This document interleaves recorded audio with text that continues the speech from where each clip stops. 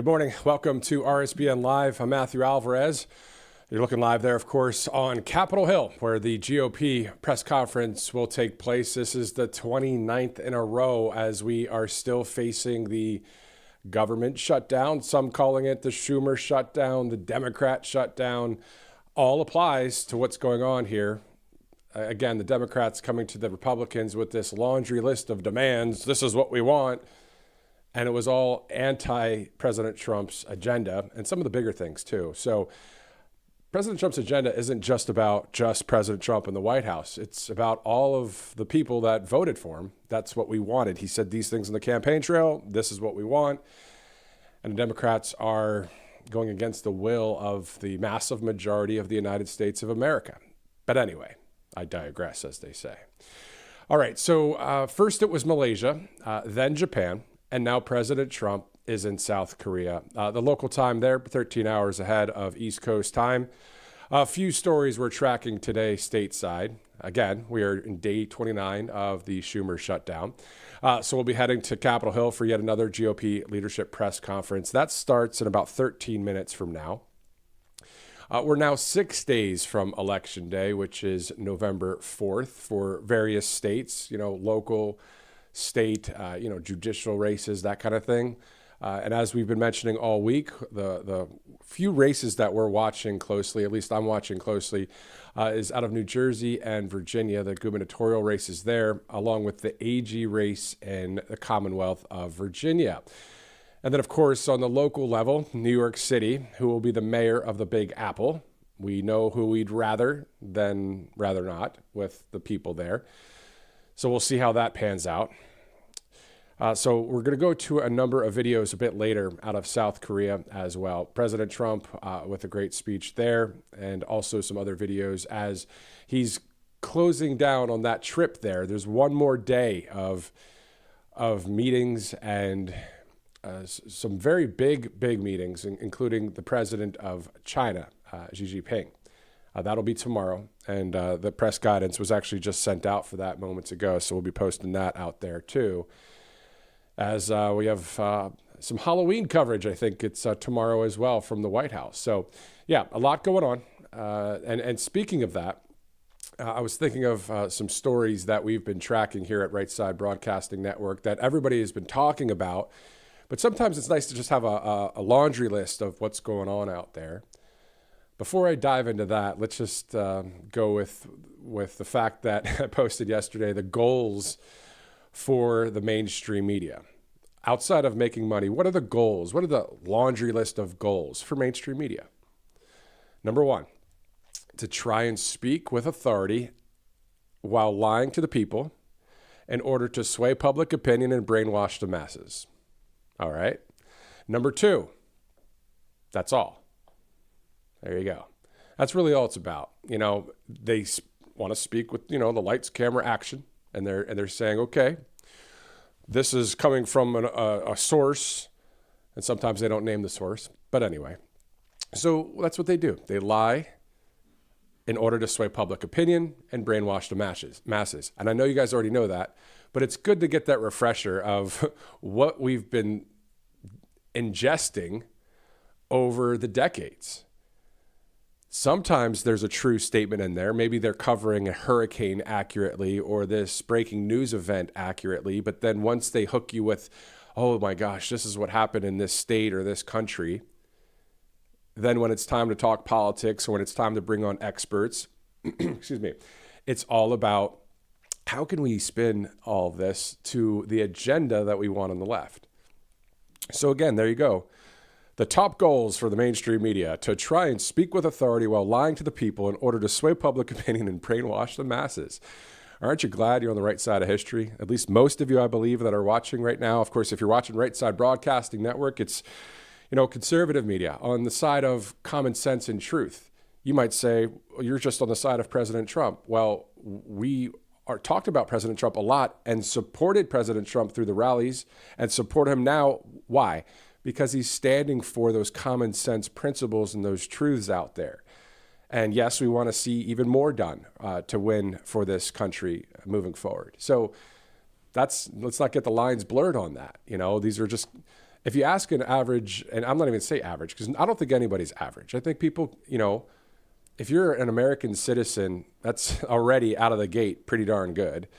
And then if you're awake and you aren't brainwashed by the left-wing media, then you're on the right side of history. And that's a good thing, right? So if you're already on that side, that you got a leg up, or as they say, on what's going on out there. And then as we have learned about mainstream media over the years, it's just great to have that awareness. As my buddy once said, awareness is power. Anyway, enough of that ramble. 9:52, we're going to go to Capitol Hill in just a minute. Other stories we're tracking for this Wednesday, October 29th. When it comes to the news cycle, of course, President Trump is in South Korea. We'll have plenty of coverage coming up. And the 29th straight GOP leadership press conference, right there on your screen. We're awaiting any Arctic frost details and reaction from lawmakers today. Later today, there's also a Federal Reserve press conference.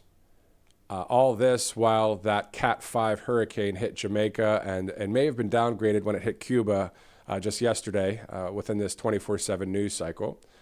And again, as for tomorrow, President Trump will meet with the president of China, Xi Jinping. Other news stories or possible developments that we're keeping an eye on, I'm keeping an eye on, posted all this on Truth last night because this is it's one of those things where we all have our different thoughts about what's going on out there, but to be able to bring it into kind of a funnel of, hey, here's what we see. And I even added on this, I said, add to this list below if you'd like to. I mean, I'm not coming at you being like, here, this is what we're following and nothing else. Like, come on. That's what the mainstream media does. Anyway, so number one, what we're following, any deep state indictments with evidence and receipts, ICE mass deportations throughout the country, National Guard in various cities, Antifa and woke mob protests, etc. Any developments with Venezuela and the Mexican, drug cartel, the terrorists there, any developments with that? Also monitoring the no SNAP benefits reaction from some of the public if Schumer shutdown doesn't open. I've been seeing some videos out there. I was watching InfoWars the other day too about it. But, when you see that on there, it's not just theory, it's proof. They were showing videos of people saying, hey, on this date, let's go and steal stuff. And, as a reaction to the fact that the Schumer government shutdown is happening. Number 7, securing our elections announcement, any details from the White House.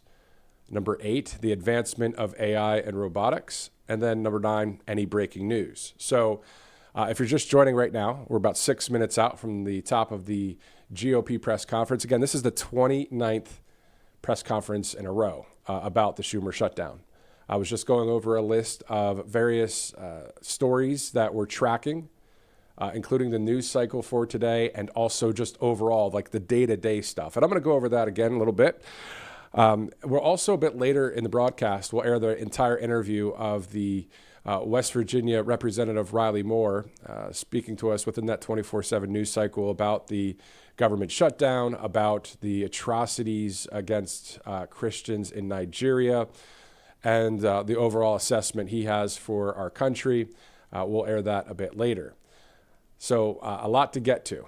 Looking forward to having you join us and stay with us throughout the morning, as we'll have live coverage today, again, as President Trump already in Malaysia, Japan, and then now in South Korea. If you saw on social media yesterday, pretty awesome to see Mount Fuji from the sky from Air Force One, Carolyn Leavitt and others, Stephen Miller, posting photos, videos of just Air Force One flying right near Mount Fuji, which was pretty awesome. I believe it's I'm not even going to get into the stats. I looked it up quick, and if I don't recall it, I'm not going to try and act like I know what I'm talking about with Mount Fuji, but I know it's obviously a very tall mountain out there in Japan and very known around the world. Speaking of videos, if you didn't get a chance to watch a video that I posted on Truth Social at Matthew Alvarez, if you'd like to see it, I'll only plug this once for fun. But, yesterday when President Trump was speaking on the USS George Washington, it was all Top Gun-esque. It was the Air Force jets. It was the military. It was all of the above, and it reminded me of that movie Top Gun. So I posted a video on that if you want to check it out. Had to do it because, if you remember, when we covered all those rallies, when we would see Trump Force One flying in or taking off, Top Gun music would be playing in the background. And I know Robert McNeely, myself, others, we've all experienced Trump Force One flying by. Some of you have too at the rallies, and some of you have just watched it on RSBN. Either way, you saw it, you heard it, and it was just a fun moment. So posted that, just, thinking about those times as well, as we are approaching the top of the hour. All right, we're going to be going to South Korea here in just a bit, but before we do, we'll go to that GOP press conference. Let's go over a few of the stories again right now on right side. This is specifically for the 24/7 news cycle on this Wednesday, October 29th. We see the president will be in South Korea or is in South Korea. We've got the GOP press conference coming up. Again, awaiting details on Arctic frost and any reaction from lawmakers. Later today, there's a Federal Reserve press conference, and all this while we are seeing what happened with Jamaica and Cuba and where Hurricane Melissa is on to, as it's been a Cat 5 hurricane. And then tomorrow, huge news, of course, another global kind of audience, whether watching here on RSBN or just around the world at various networks, is the meeting with the president of China, Xi Jinping. So President Trump will be meeting with him tomorrow. So that obviously will be massive news, as is this entire week. I mean, this is a historic trip for the president. So many peace deals, so many trade deals, and looking forward to the president also dealing with anything when it comes to these deep state indictments, whenever there's evidence and receipts. So we're just monitoring a lot of news stories right now. A lot thrown at you here in the first 15 minutes, but glad you're with us. And as more people join throughout the morning, we'll be going to various videos again out of South Korea, and also that replay of the West Virginia Representative Riley Moore interview. We didn't get to it into its entirety yesterday because the press conference started. So, all right, let's go to a couple sponsors as we await the GOP leadership press conference, including All Family Pharmacy. October is Breast Cancer Awareness Month, and this is a time when many families are searching for clarity, for hope, and for options worth learning about. More people today are exploring repurposed medication like mebendazole for its potential cancer support and ongoing research. All Family Pharmacy believes you deserve access and the freedom to explore what may feel right for you and your loved ones. They make the process simple. A licensed doctor reviews every order to ensure it's appropriate, and your medication then is shipped directly to your door. And for this final week of October, they're offering 40% off mebendazole. This offer ends October 31st. You see that on the infographic there on the screen. The discount is automatically applied at checkout, so there's no code needed. All you have to do is visit allfamilypharmacy.com/RSBN to learn more. Again, that's allfamilypharmacy.com/RSBN. Order before October 31st. And as always, it's not medical advice, but please consult with a licensed physician to determine what's best for your care.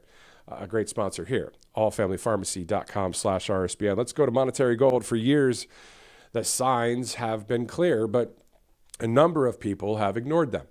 Now the storm beneath the dollar is impossible to miss. Gold has broken through $4,000 an ounce. Silver past $50, and it isn't luck, it's logic. So when governments spend beyond their means, when every crisis is met with another trillion printed out of thin air, the value of your money must fall. So history proves it. Every time a currency weakens, gold and silver rise to reveal the truth.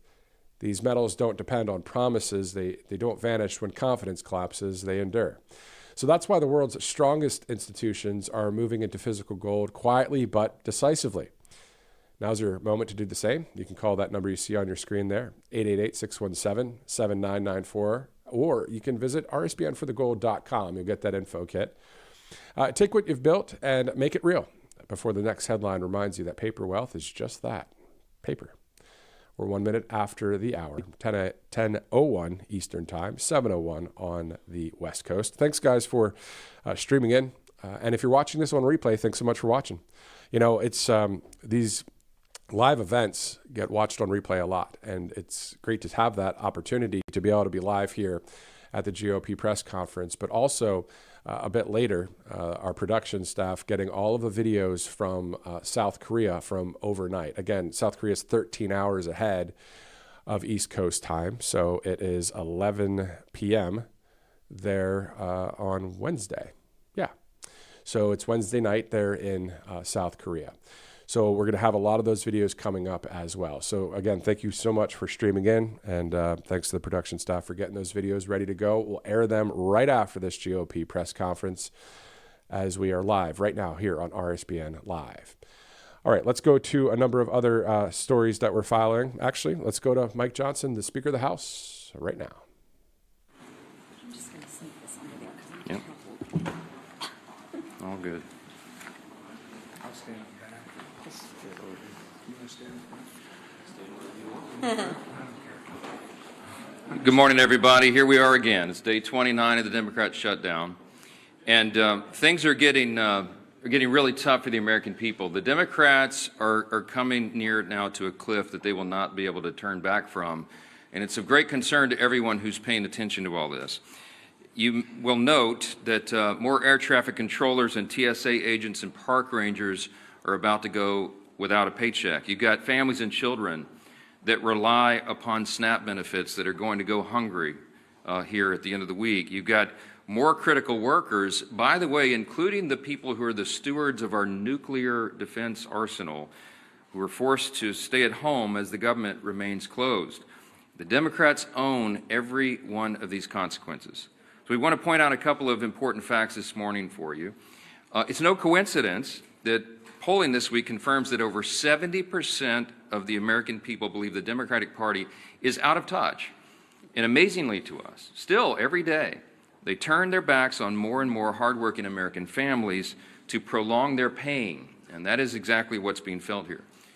It is incredible to us that they've now voted 14 times between the House and Senate to reject the clean, simple funding bill that would simply reopen the government. 14 times they have thumbed their nose at the American people in spite of their pain that they themselves have acknowledged. And as we've explained here, the motivation behind that is very clear.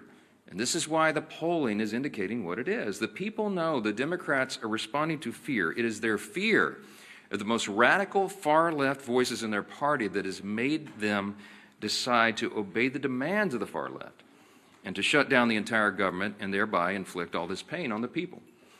And almost comically at this point, the Democrats are still out trying to convince you that this is somehow Republicans' fault. But the facts are the facts, and the American people can see that very clearly. They see the truth.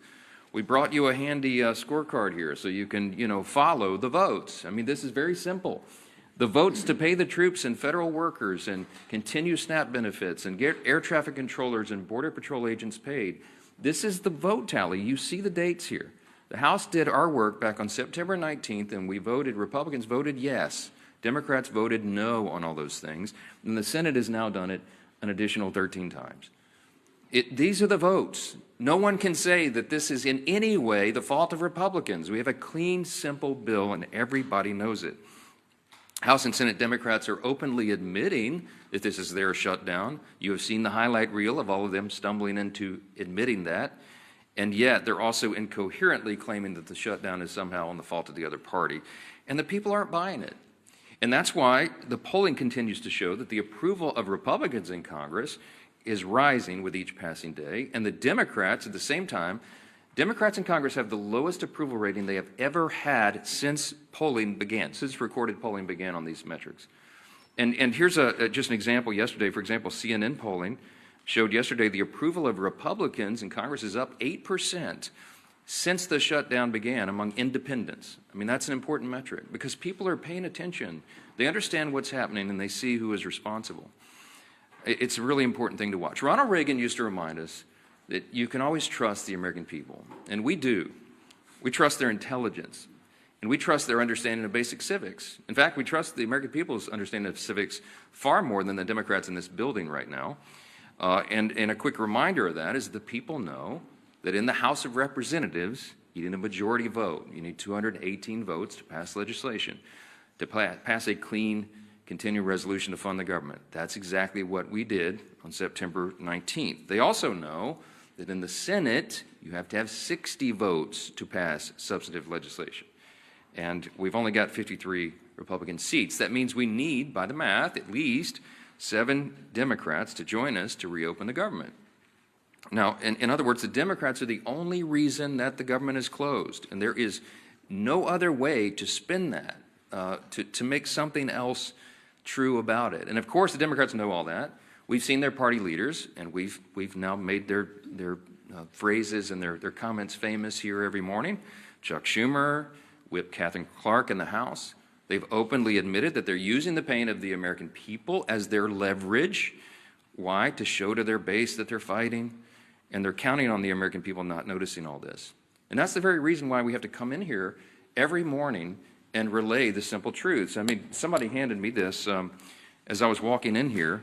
Yesterday, according to the Media Research Center study, by a 2.5 to 1 margin, the Capitol Hill Press Corps has tweeted more about the House calendar during the shutdown than the negative consequences of the Democrat shutdown, than the troubles that we have, the hardships that are being experienced because of the troop pay and WIC funding and flights grounded and SNAP funding. You guys are writing more about the House calendar than the real pain that's being inflicted on the American people, and that's why we have to come in and relay the simple facts. Now, there's a misguided strategy that the Democrats are pursuing right now, and it reveals 2 important things that can't be glossed over. Number one, it shows they have no cards to play except to try to blame the other team, which is ridiculous, and it shows how little they think of the American people. They had a rally a couple weeks ago. They tried to portray President Trump as a king, and we pointed out, again, the obvious truth. If the president was a king, then the government would be open. He's been trying to do that, and low-income families would be getting the food assistance that they need by Saturday. Republicans cannot wave a wand and reopen the government on our own. We must have a handful of centrist Democrats in the Senate do the right thing. And any Democrat suggesting otherwise knows exactly what they're doing, and they insult the intelligence of the American people. And by the way, every reporter in this room when they do that. Unlike Democrats, Republicans have nothing to twist or spin. We are just simply here relaying the simple facts and the truth. And the American people are responding to that. And that's why the polling indicates that they trust us more than the other side, because we are the ones here telling you the truth. We have nothing to hide. They are trying to obscure the facts. And by the way, the biggest unions are beginning to say the same thing. On Monday, the largest union of federal workers, the American Federation of Government Employees, came out, as you saw, and publicly urged Democrats to join Republicans and pass the House's short-term funding bill.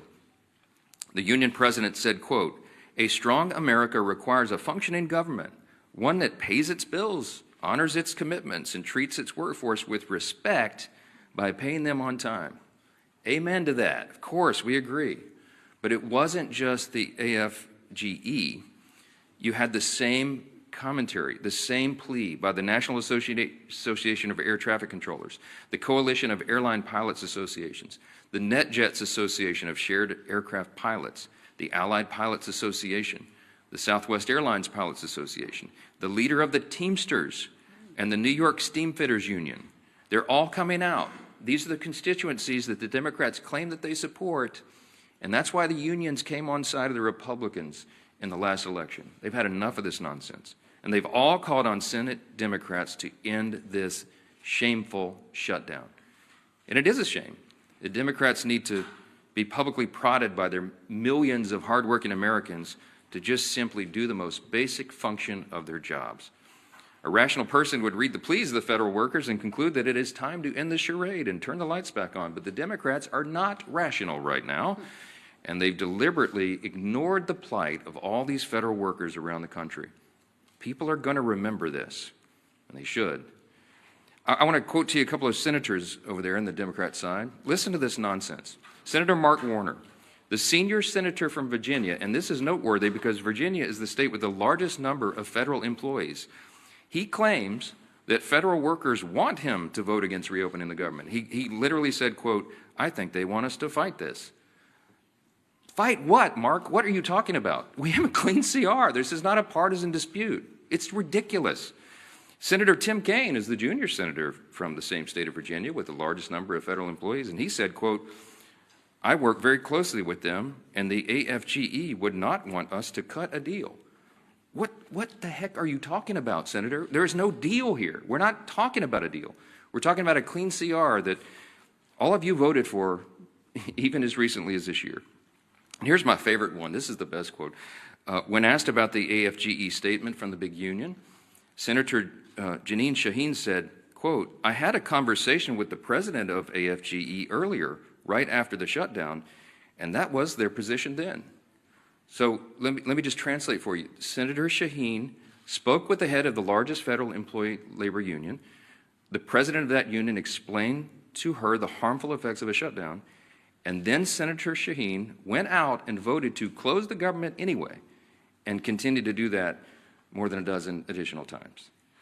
Senate Democrats knew the pain this would cause. They knew about the missed paychecks. They knew the uncertainty of making rent for so many people. They knew about the missed meals. They knew about delayed flights. They knew that our nuclear arsenal and our national defense would be negatively affected by this, and they did not care. They shut the government down anyway to appease the far-left voices of their base. And the Democrats have some soul-searching to do. Are they going to continue to do that? Are they going to run from the far left and do their bidding? Or are they going to do right by millions of federal workers and the American people who continue to show up to work daily without pay?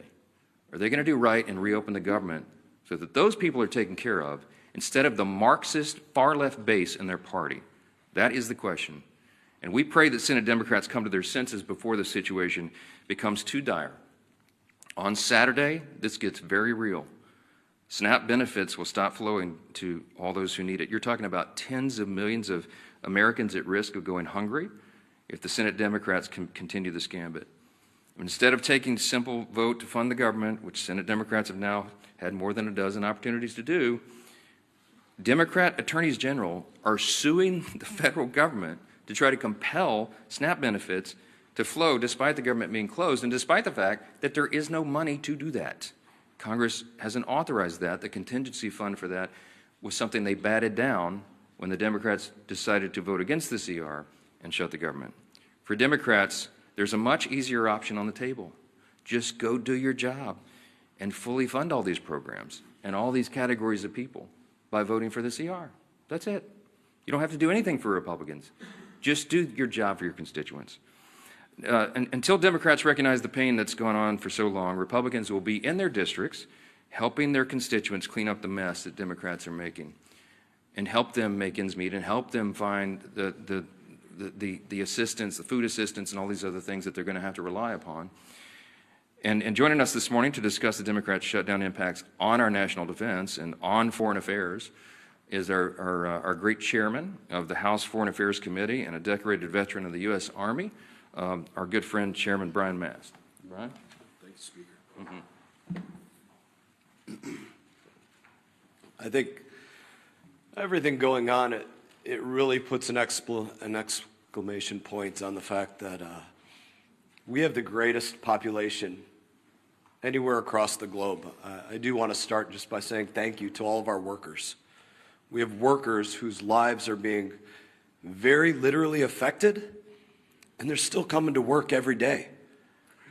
Those are really big, amazing people. That's our American workforce. So I just want to start by saying thank you to them, all of our TSA workers, all of our air traffic controllers, our ICE, our CBP, our State Department people that I deal with, and to put a point, maybe moving to State Department, because that's what I deal with the most, about the very serious stakes of what is going on right now. Not just with people's lives and them not being able to pay their bills, but with what's going on across the globe. To juxtapose these positions, we have President Trump in Asia right now, very literally trying to make sure that the United States of America is not cut off from rare earth minerals or other things, which is what China is literally trying to do. That's why there was a threat of another 100% tariff, because China was sending around letters saying, all you neighboring countries don't sell to America. So the president is abroad trying to protect our homeland. And we have Democrats here at home doing everything that they can to weaken our homeland. That's a difference of values. And the stakes of those values is the future of the greatest country on the face of this earth. We should pray that our adversaries would be stupid enough to say they're going to prioritize funding feminism in Africa over the food stamps of their own people. They're not that stupid, but apparently Hakeem Jeffries is, and that's a real problem for all of us here. I was on the phone with an ambassador this morning. I'm not going to say where, but we have requests for people to leave embassies abroad because of very real threats that are going on. The people in that embassy are right now trying to figure out if they have cash funding to get fuel for vehicles or to have diesel to put in their generators because they don't have reliable electricity in the places that they're in. Those are the real world consequences. While they're also worrying about their paycheck isn't coming in, can their family back home buy groceries, pay their bill for student loans, pay for the fuel to get their kids to school, or the tuition at their children's school, or all the other things that they have to worry about while they're worrying about can they even get out of country. So those are the difference of values. I guess I would close it by saying this. We need 5 Democrat senators to pull their heads out of their asses and go work for the United States of America. Thank you, Chairman Mast. Thank you for your service to our country and for keeping the focus where it needs to be on making sure America stays strong in the midst of turbulent times. And, you know, what's so sad about this shutdown is that we don't need to be in these turbulent times. It was a self-imposed wound that Hakeem Jeffries and Chuck Schumer have imposed on the country. And if you look over this last month of the shutdown, you've seen Democrats literally playing a Dr. Jekyll and Mr. Hyde game with the American people. On one hand, they'll try to say, it's not us, it's the Republicans.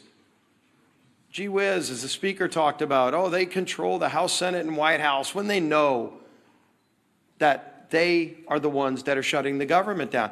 And then on the other hand, Mr. Jekyll's side, they're saying that they know that they're causing pain on the American people. They admit that there is suffering, but they're doing it for leverage. So you can't have it both ways, Chuck Schumer. You can't wake up one day and say you're going to try to blame it on the Republicans, and then on the next day, you're trying to say that, gee whiz, we know that we're causing these problems. They're admitting they're causing suffering on people, but they're doing it for leverage. And they can't even explain what that leverage is because they just need to show their radical base that they're having a fight with Donald Trump. It's all it's been about from the beginning. You really want to know who's calling the shots in the Democrat Party? You saw it on the stage this past weekend. Bernie and AOC on the stage with the new leader of the Democrat Party, Mandami. Maybe Chuck Schumer's waiting for Mandami to let him know when he can open the government back up again. But families can't wait because the real suffering is going to begin. It's already been happening, but it really hits home this weekend when SNAP benefits run out. And they know that. But I'm going to go through some of the lies, the myths, the things that they say when they know better. Chuck Schumer just yesterday said, quote, Republicans are in charge of the White House, the Senate, and the House, but they're refusing to do their job. Now, Chuck Schumer's been in Congress since the 1980s. And he knows that every day he's been there, there's been a requirement that you need not 51, not a majority like we need in the House. He was in the House where you did need a majority, and then he went over to the Senate where it's always been a requirement that you need a supermajority. And in fact, when they changed the rules, it's not a standard or a custom, it's an actual Senate rule that you need 60 votes. The rule used to be higher. And in 1975, many of you might have thought Chuck Schumer voted for that rule. He came in just a few years after. In 1975 is when they lowered the threshold to 60 votes. It used to actually be a higher standard. in the rules. And so every day Chuck Schumer's been in Congress, it always took more than a simple majority, in fact, 60 votes to pass these kinds of bills through the Senate. And he knows that. So you'd ask him, why is he trying to lie and mislead the American people? When he makes a statement like that, he knows he's trying to mislead the American people. And yet on other days, he does admit he knows he's causing suffering, but he's doing it for leverage. And so this game back and forth is what the American people are sick and tired of. Hakeem Jeffries, quote, "We didn't view the current bill as anything other than a partisan Republican spending bill." He knows good and well that it was a clean CR. If Democrats still to this day don't know the difference between a clean CR and partisan bills, did they stop reading the bills? Because they used to vote for these bills just since 2017. Go look at the facts. Speaker likes talking about the facts. Facts are important here. Since 2017, 30 different CRs, 30 times CRs have moved to keep the government open. And do you know, 29 of the previous times Chuck Schumer's voted yes. 29. This 30th time is the only time Chuck Schumer has voted no. And of course you'd say, well, then what's changed if he's voted? 29 out of 29 times before this, he voted for clean CRs. What's changed? This is a clean CR. What's changed is the Democrat Party has changed. Mondami is now running the party. That party has changed, but the American people still have the same needs. The American people, again, the clean CR doesn't solve our differences. We still have big differences that we need to go negotiate, but let's just do it while the lights are on without the American people being held hostage. And of course, the final myth that's been out there for the beginning of this whole shutdown that we've debunked many times, that it's, quote, a total effing lie. That was Chuck Schumer's word. I think he actually used the word itself. That Democrats support free taxpayer-funded health care, free legals. That was Schumer saying that. And then, of course, when you read his alternative bill, his list of hostage demands, the $1.5 trillion spending bill, it includes in it a provision that repeals the verification we put in that says illegals can't get free health care. And CBO, not us, CBO said that would cost $200 billion in taxpayer health care benefits going to illegals. They know that. Of course they know it. And so why would they want to try to mislead the American people by over and over again making those statements? So here you can see it. Time and time again, the SNAP benefits comment the speaker talked about. They were warned in early October that 42 million people could be at risk in just weeks of losing their SNAP benefits if they didn't open the government. They knew that.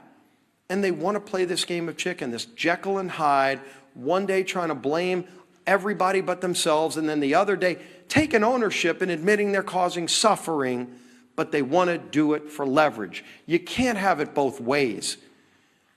And more importantly, the American people are feeling the suffering. And this weekend, that suffering gets worse. And we have voted over and over again to prevent the suffering. It's not necessary. It shouldn't happen. And there's a way to avoid it. All they need to do is today, just 5 Senate Democrats need to get courage and say, we're not going to take our orders from Mondami or whoever else it is that are calling the shots over there. We're going to do the right thing and open this government back up so we can get into that negotiation over all of our differences, which are many, but just don't hold the American people hostage while that goes on. That'll bring up our whip. Tom Emmer.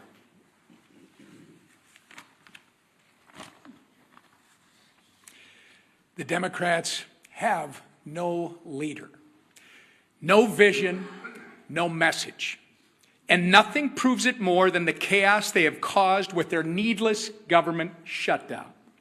We are now 29 days into this mess, and the Democrats have contradicted themselves every turn with no exit strategy in sight. They've tried to make their shutdown fight about health care, while simultaneously demanding that we cut $50 billion in rural health care and give taxpayer-funded health care to illegal aliens. not to mention the Americans who are suffering right now because critical health care services have been put on pause due to the Democrats' shutdown charade. On the issue of SNAP, Democrats are bending over backward to oppose Trump, using taxpayer dollars to fund frivolous lawsuits. Meanwhile, they are the ones causing people to lose their SNAP benefits by refusing to reopen the government. Remember, all of this could have been solved in a matter of 5 minutes by 5 Senate Democrats if they would do the reasonable and right thing by supporting our clean CR. The same CR that they supported just 6 months ago, and as we've said over and over, that they passed 13 times under the Biden administration. But instead, they'd rather run in circles, tripping over their own feet in the process and hanging their constituents out to dry. Why? In order to attain political leverage and score points with the radical Mamdani and Omar Fata supporting that, by the way, for those of you that don't know, is the Mamdani of the Midwest, Omar Fata, supporting that wing of their party. Take it from the party who essentially wrote the government shutdown playbook. It doesn't work. Shutdowns achieve nothing but hurt everyone. So enough with the political games. Pass our clean CR and let's reopen the government for the people that you were elected to serve.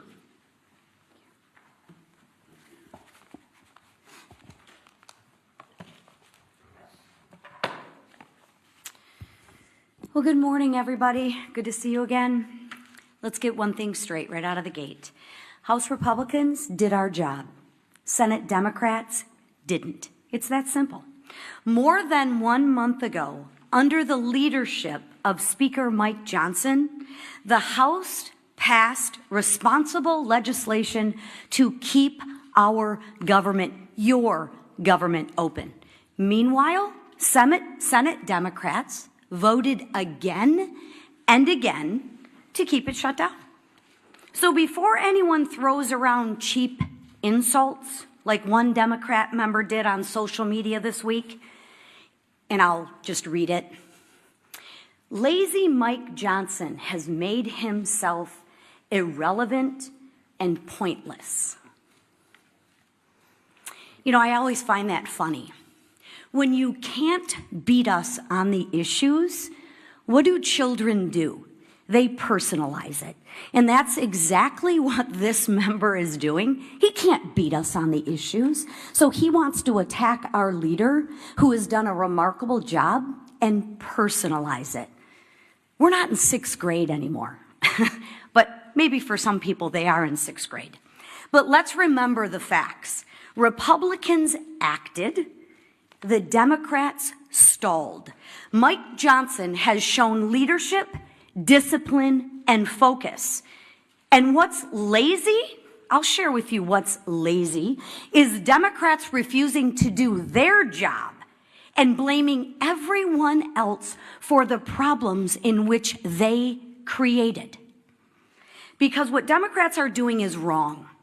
And Americans, real Americans, hardworking Americans, are getting hurt. I, for one, have had it. And I don't think I'm the only one out there.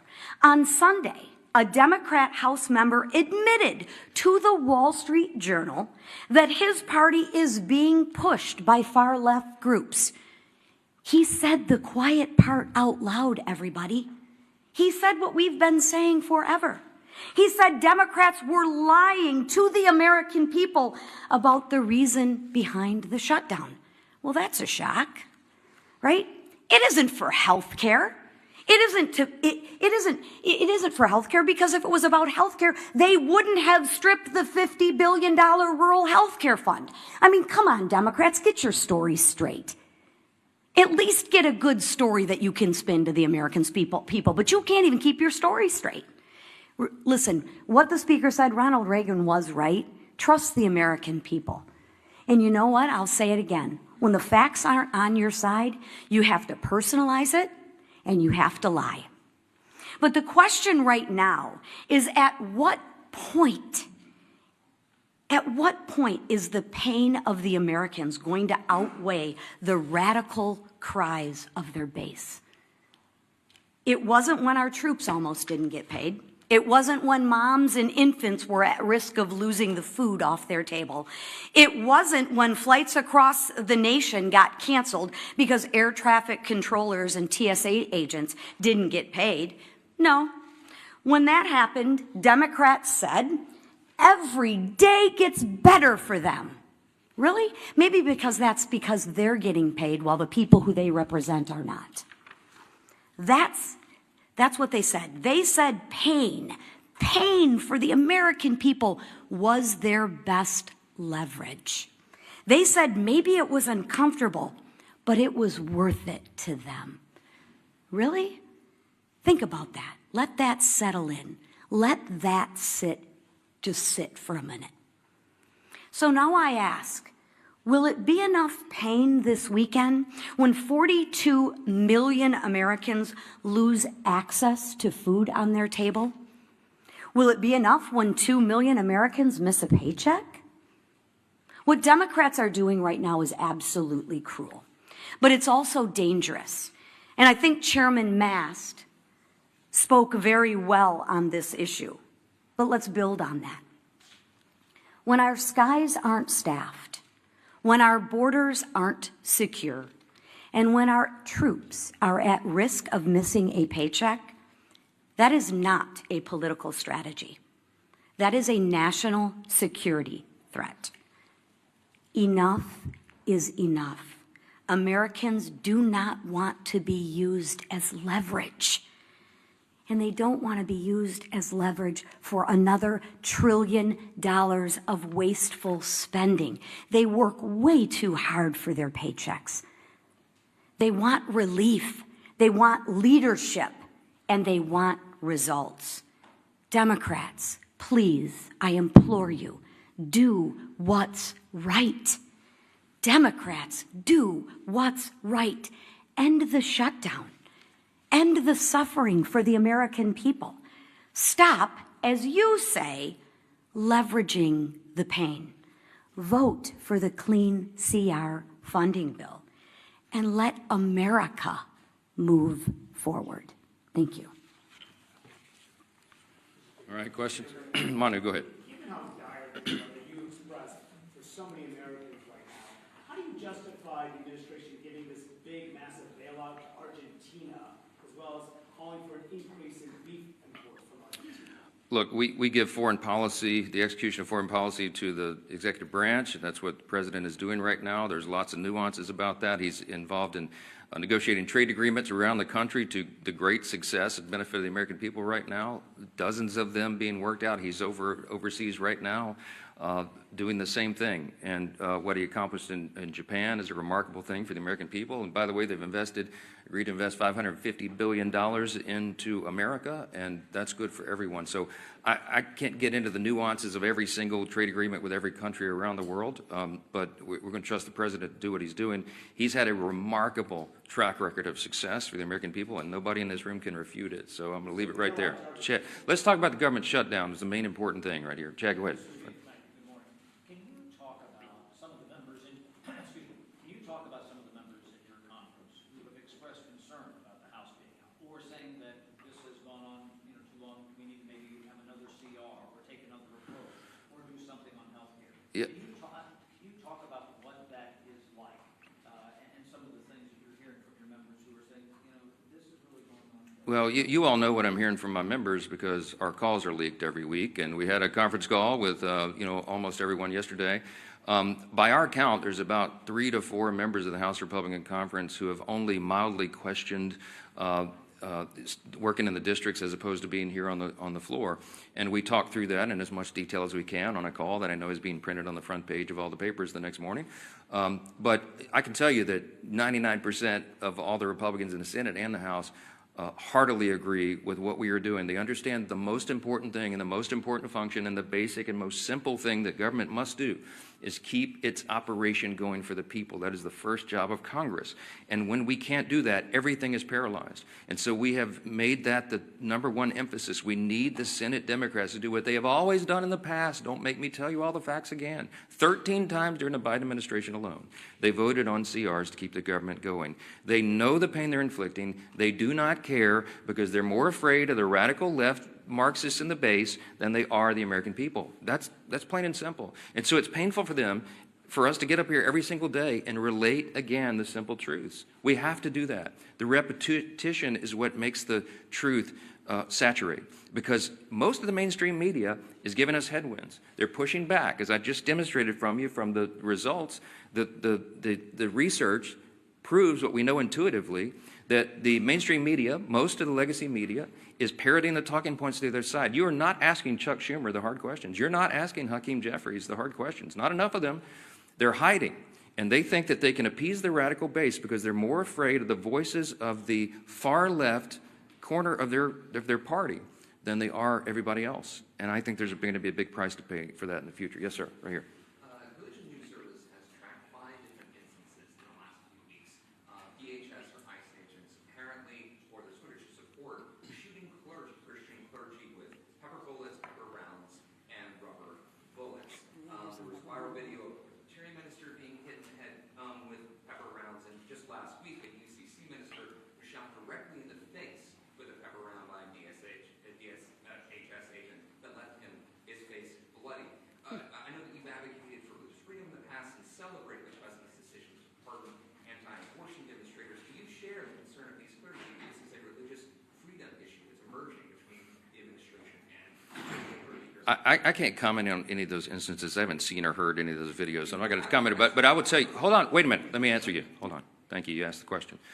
Religious freedom does not extend and give you the right to get in the face of an ICE officer and assault them, if indeed that was what happened there. What I've seen is a measured approach by the people who are trying to enforce our border laws, our immigration laws. And that was desperately needed and desired and demanded by the American people. You might remember the #1 issue in the November election last year was the wide open border and the chaos that has ensued by that. So the people are out doing a very difficult job. ICE officers, by the way, are under tremendous strain and pressure. How would you like to do that job if you had to put on the badge and do it? When you know you have the media criticizing every move, and you have wild protesters in your face, cursing at you, waving their finger in your face, and sometimes pushing you and assaulting you.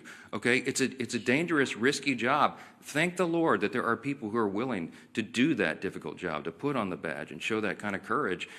We should be on the side of law enforcement, and anybody who's trying to disrupt those operations, they need to be handled the right way. Now, look, all of us want the law to be enforced. We are the rule of law party. Chaos is not an American virtue, the rule of law, but you have to have order, and you have to have peace, and you have to have some people who are brave enough to put on the uniform and go ensure that. So get out of their face and let them do their job. That's what I would say. Down here, yes, ma'am. We're getting closer to the November 21st deadline for the CR that you guys passed. We're almost 3 weeks away from that.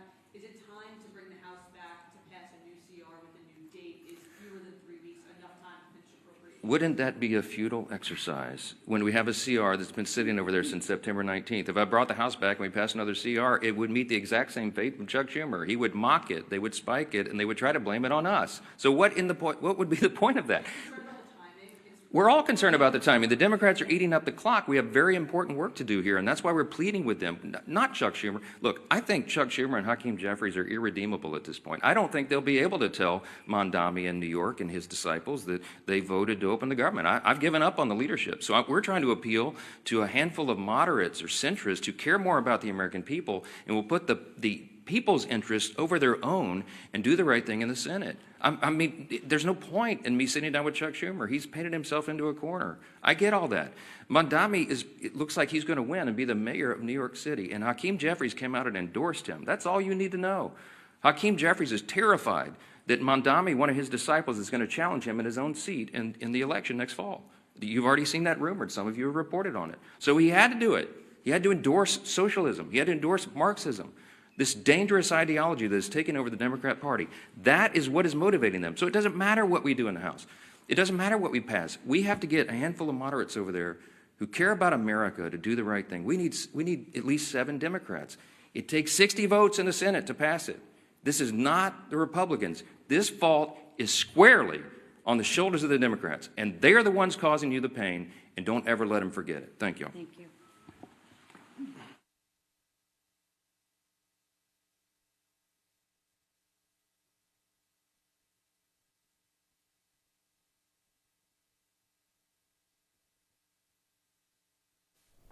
Well, there you go. 29 straight GOP press conferences about the Democrat Schumer shutdown. You heard it there. So thanks for watching here at Right Side Broadcasting Network. We have a ton to get to from overseas in just a minute. First, of course, it was Malaysia, then Japan, now the president in South Korea, where, according to the White House, the president secured billions in exports and investments, furthered America's energy dominance, promoted America's advantage in the technology revolution. Also, while in South Korea, the president also is building our maritime partnership and reestablishing American leadership. A ton getting done. The local time in South Korea right now is 13 hours ahead of East Coast time. Before we get to some of those videos, let's go through a few of our sponsors, as we have a number of videos to get to throughout the morning. Thanks again for live streaming in with us. Let's go to All Family Pharmacy, one of our great sponsors here, of course, at Right Side. October is Breast Cancer Awareness Month, and it's a time when many families are searching for clarity, for hope, and for options worth learning about. More people today are exploring repurposed medications like mebendazole for its potential cancer support and ongoing research. All Family Pharmacy believes that you deserve access and the freedom to explore what may feel right for you and your loved ones. They make the process simple. A licensed doctor reviews every order to ensure it's appropriate, and your medication is shipped directly to your door. So for this final week of October, they're offering what you see there, 40% off mebendazole. The offer will end on Friday, October 31st, and the discount is automatically applied at checkout, so no need for any codes there. All you have to do is visit allfamilypharmacy.com/RSBN to learn more. Again, that's allfamilypharmacy.com/RSBN, and you can order before October 31st. And as always, this is not medical advice. Please consult with a licensed physician to determine what's best for your care. Great sponsor there, allfamilypharmacy.com/RSBN. Let's go to our next sponsor here on Right Side. Kalshi.com/RSBN. A ton of topics to either bet, trade, or just check out polls on. You see the New York City mayoral election. Zohran Mamdani, Andrew Cuomo, Curtis Sliwa getting a lot of support as well. So we'll see what happens there. I think we're, 6 days away from November 4th, that election in New York. A number of other elections, as we've been tracking in Virginia, of course, New Jersey, and other races around the country, including some judicial elections in the Commonwealth of Pennsylvania.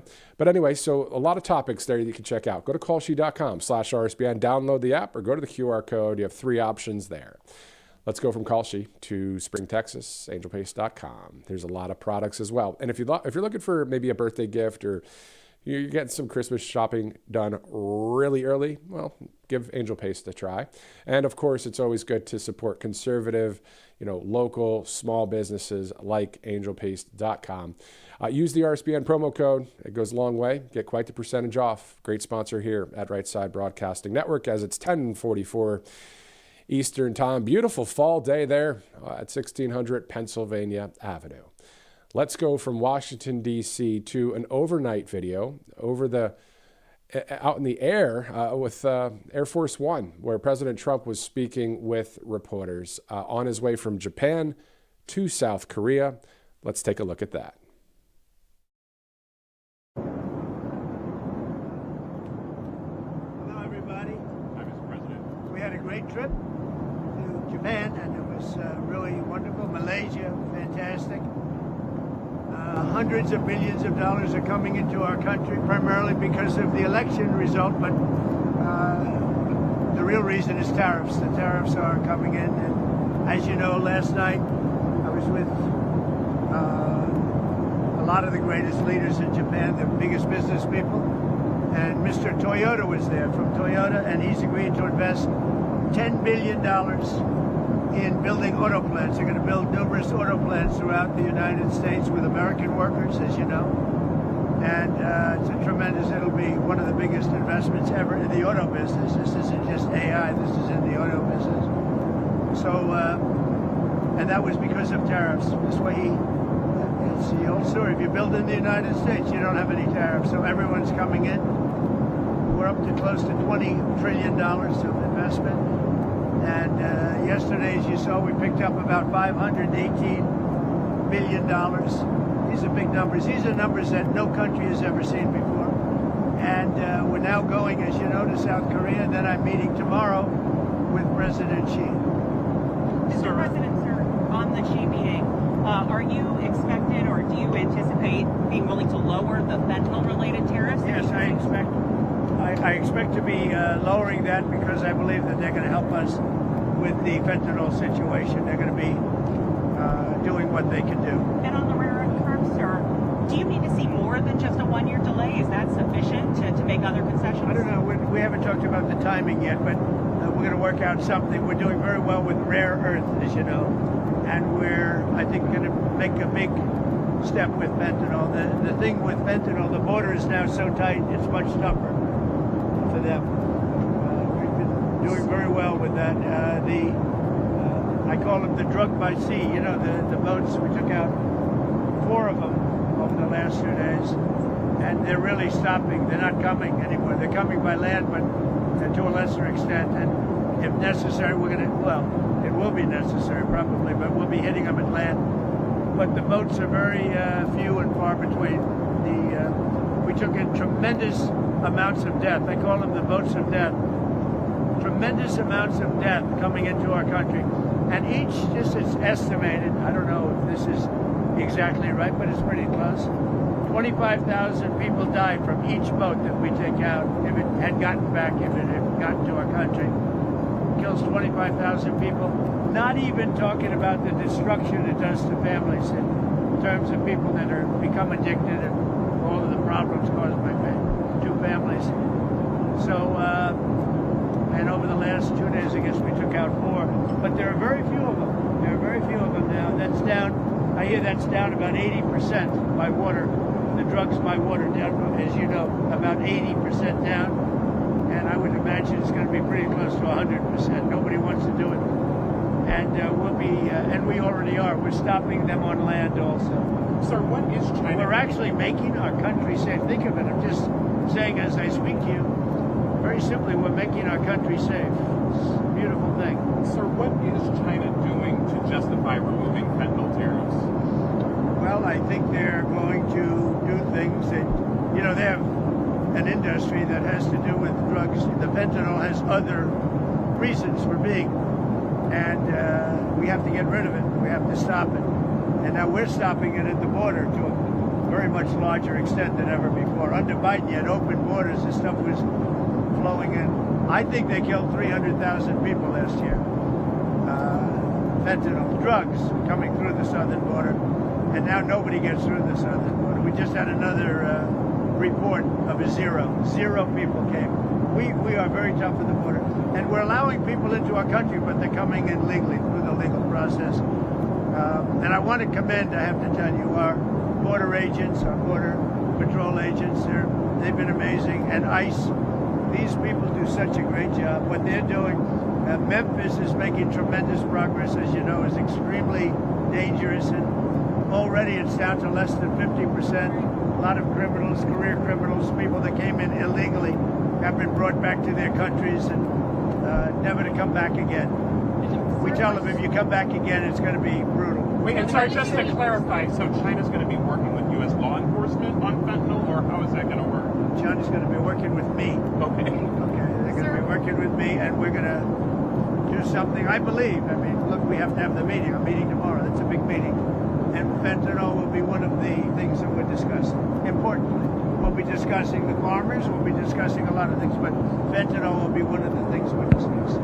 What did you mean last night when you said you were prepared to send more than the National Guard into American cities? Sure, I would. I would do that if it was necessary. You know, if it was necessary, I'd do that, but it hasn't been necessary. We're doing a great job without that, but yeah, if it was necessary. As you know, I'm allowed to do that. Do you mean other branches of the military you would send in, or? If it were, who are you with?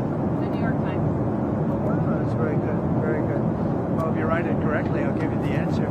But if I want to enact a certain act, I'm allowed to do it routinely, and about 50% of presidents have used that, as you know, and I'd be allowed to do whatever I want. But we haven't chosen to do that because we're doing very well without it.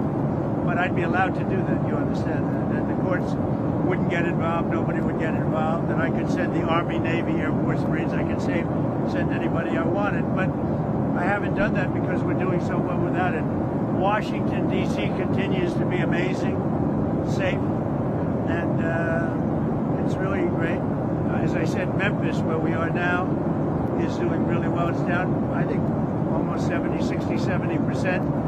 And within 2-3 weeks, it'll be down to almost no crime. Now, we're taking a lot of bad people out.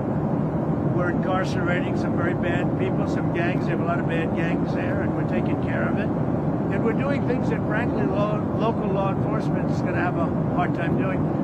We were all set to go last Saturday into San Francisco. We look forward to that. We would have solved that problem in less than a month.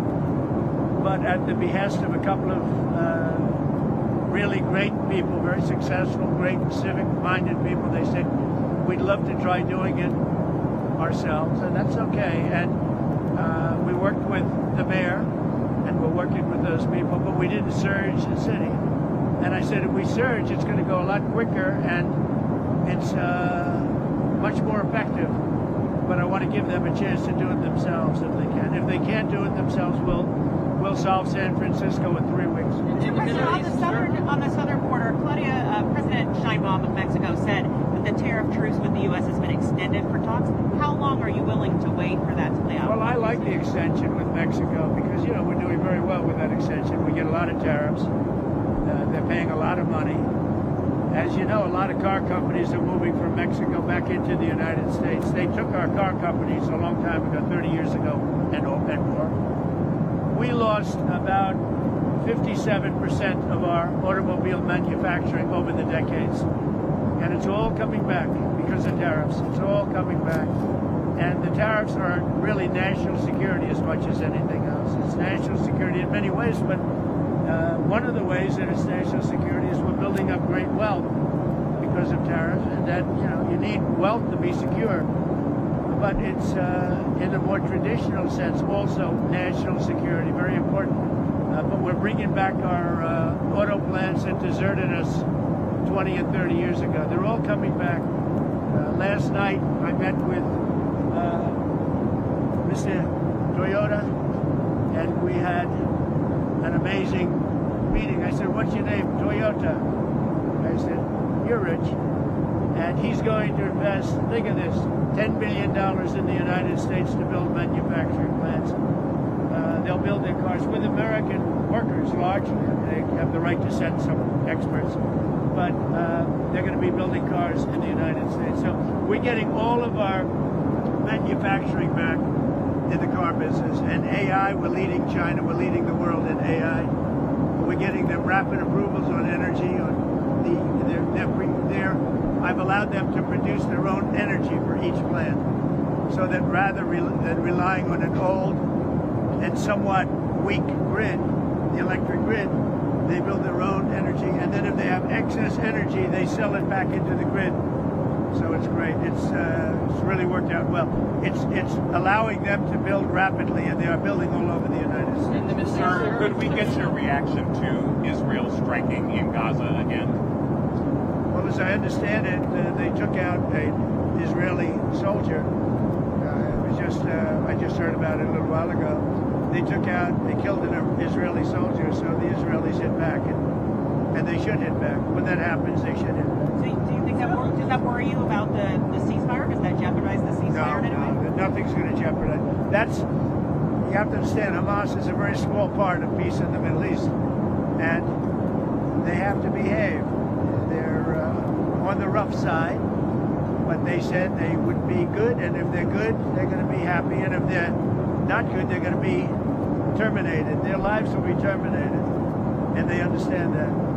And we have many countries that are willing to do that. We have many countries, even Japan today, said we'd love to be involved in the Middle East and we can help you by sending anybody by sending people, including experts.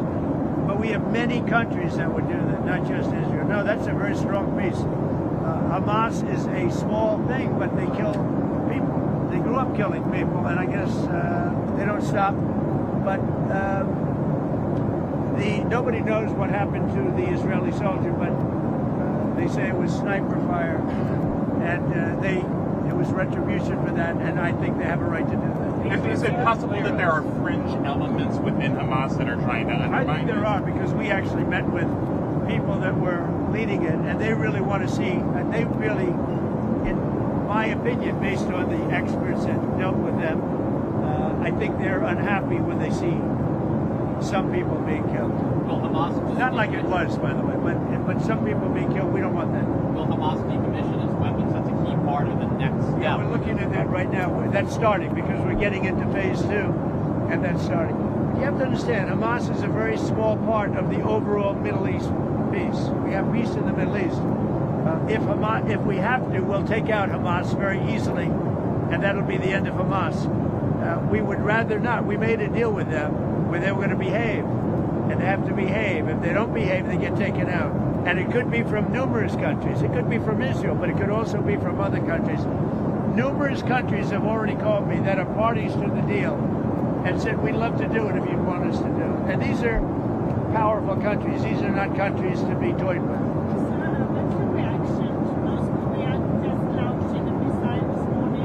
What did he say?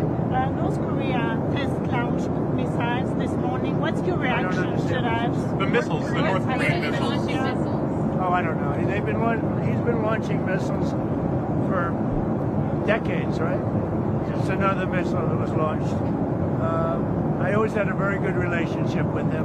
So, at some point I'll be meeting. The schedule is very tight, as you know, but at some point I look forward to meeting him again. But we had a very good relationship. I mean, more than a relationship. We had a really good understanding of each other. We met, we spoke to each other numerous times, and we had a good relationship. At some point we'll be involved with North Korea. Does that mean there's no meeting with Kim Jong-un this trip? I don't know. People are trying. I think they'd like to, and I'd like to, but I also want to focus on China. Our focus is now on tomorrow with China, and I want to make that the focus. But we'll come back and we'll, at some point in the not-too-distant future, meet with North Korea. How much do you expect Xi to try to push you on Taiwan? I don't know that we'll even speak about Taiwan. I'm not sure. I mean, he may want to ask about it. Are you anticipating? There's not that much to ask about it. Taiwan is Taiwan. But the beautiful part about Taiwan, frankly, and they understand it, is we're bringing a lot of those chip makers into the United States. If you look at the #1 chip maker in the world, they're building a massive factory in Arizona, the biggest in the world, actually, for making chips. If you look at NVIDIA is doing unbelievable. We're bringing a lot of the Taiwan business back to the United States. I think within 2 years, I think we'll have 40 to 50% of the chip market. But that's happening, and I don't know, it's happening because of the tariffs. It's also happening because of the fact maybe they're a little bit concerned about things. Who knows? But they are, tremendous. I don't know if you're reporting it, but massive numbers and percentages of the chip business is coming back right now as we speak. They're building plants in Arizona, Texas, and other places. On chips, sir, have you agreed, or will you agree with Xi potentially to allow the license of more exports of NVIDIA Blackwell? So we'll be speaking about Blackwell. We'll be speaking about Blackwell is the super duper chip. Blackwell's amazing. NVIDIA makes it. Jensen is an amazing, brilliant man. And it's probably 10 years ahead of any other chip. And unlike a lot of other businesses, you just can't catch it. It's mostly you can copy and you can do things you really can't. In the chip business, for whatever reason, that doesn't work that way. But Blackwell just came out. Jensen presented me with the first Blackwell chip 3 days ago in the Oval Office. And it's an amazing thing that they've done. But that's our country. We're about 10 years ahead of anybody else in chips, in the highly sophisticated chips. I think we may be talking about that with President Xi. China's actually discouraged purchase of those chips. Is that something that's on the table? Well, China actually terminated the relationship with NVIDIA. That was a big thing, but in the meantime, NVIDIA hit a brand new high. As did, the stock market yesterday hit the highest ever that it ever was. So we're doing all of the markets. I mean, every one of our markets, we're doing great. The country is doing great. We have the shutdown caused by the Democrats, and at some point they'll get they'll come back. I think they're getting just killed right now, but all they have to do is say, let's get back to business, and we're back. There's nothing to sign. There's nothing to negotiate.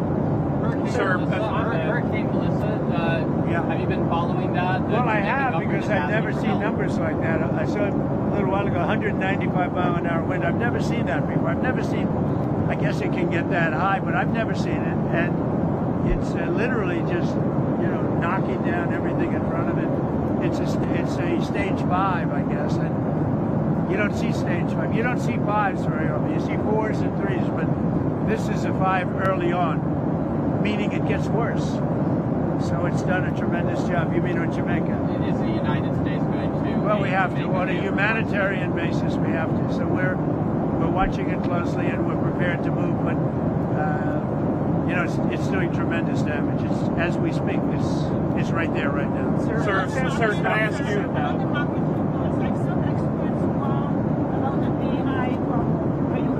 What's the AI problem? That's what some experts say, that some investments there's no problem. Everybody wants AI because it's the new internet, it's the new everything. It's one of the biggest things anyone's ever seen. So everyone wants it. Yeah, I mean, the only problem is if you don't get it. In order to get it, you have to be able to produce tremendous amounts of electricity. And we're allowing them to produce and make their own electricity.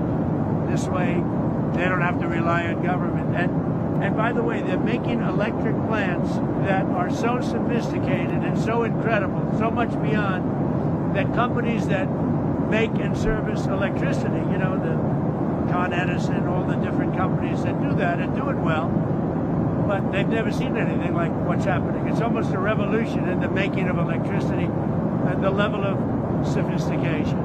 Sir, Speaker Johnson says that he told you that there's no time to amend the Constitution to allow you to serve a third term. Is that an accurate representation of the conversation? I don't know. I don't want to even talk about that because, the sad thing is I have my highest numbers that I've ever had, as I should. I ended 8 wars, and we have the greatest economy in history. And by the way, energy prices are way down. Everything's way down. Beef is a little bit high. We're going to get beef down too.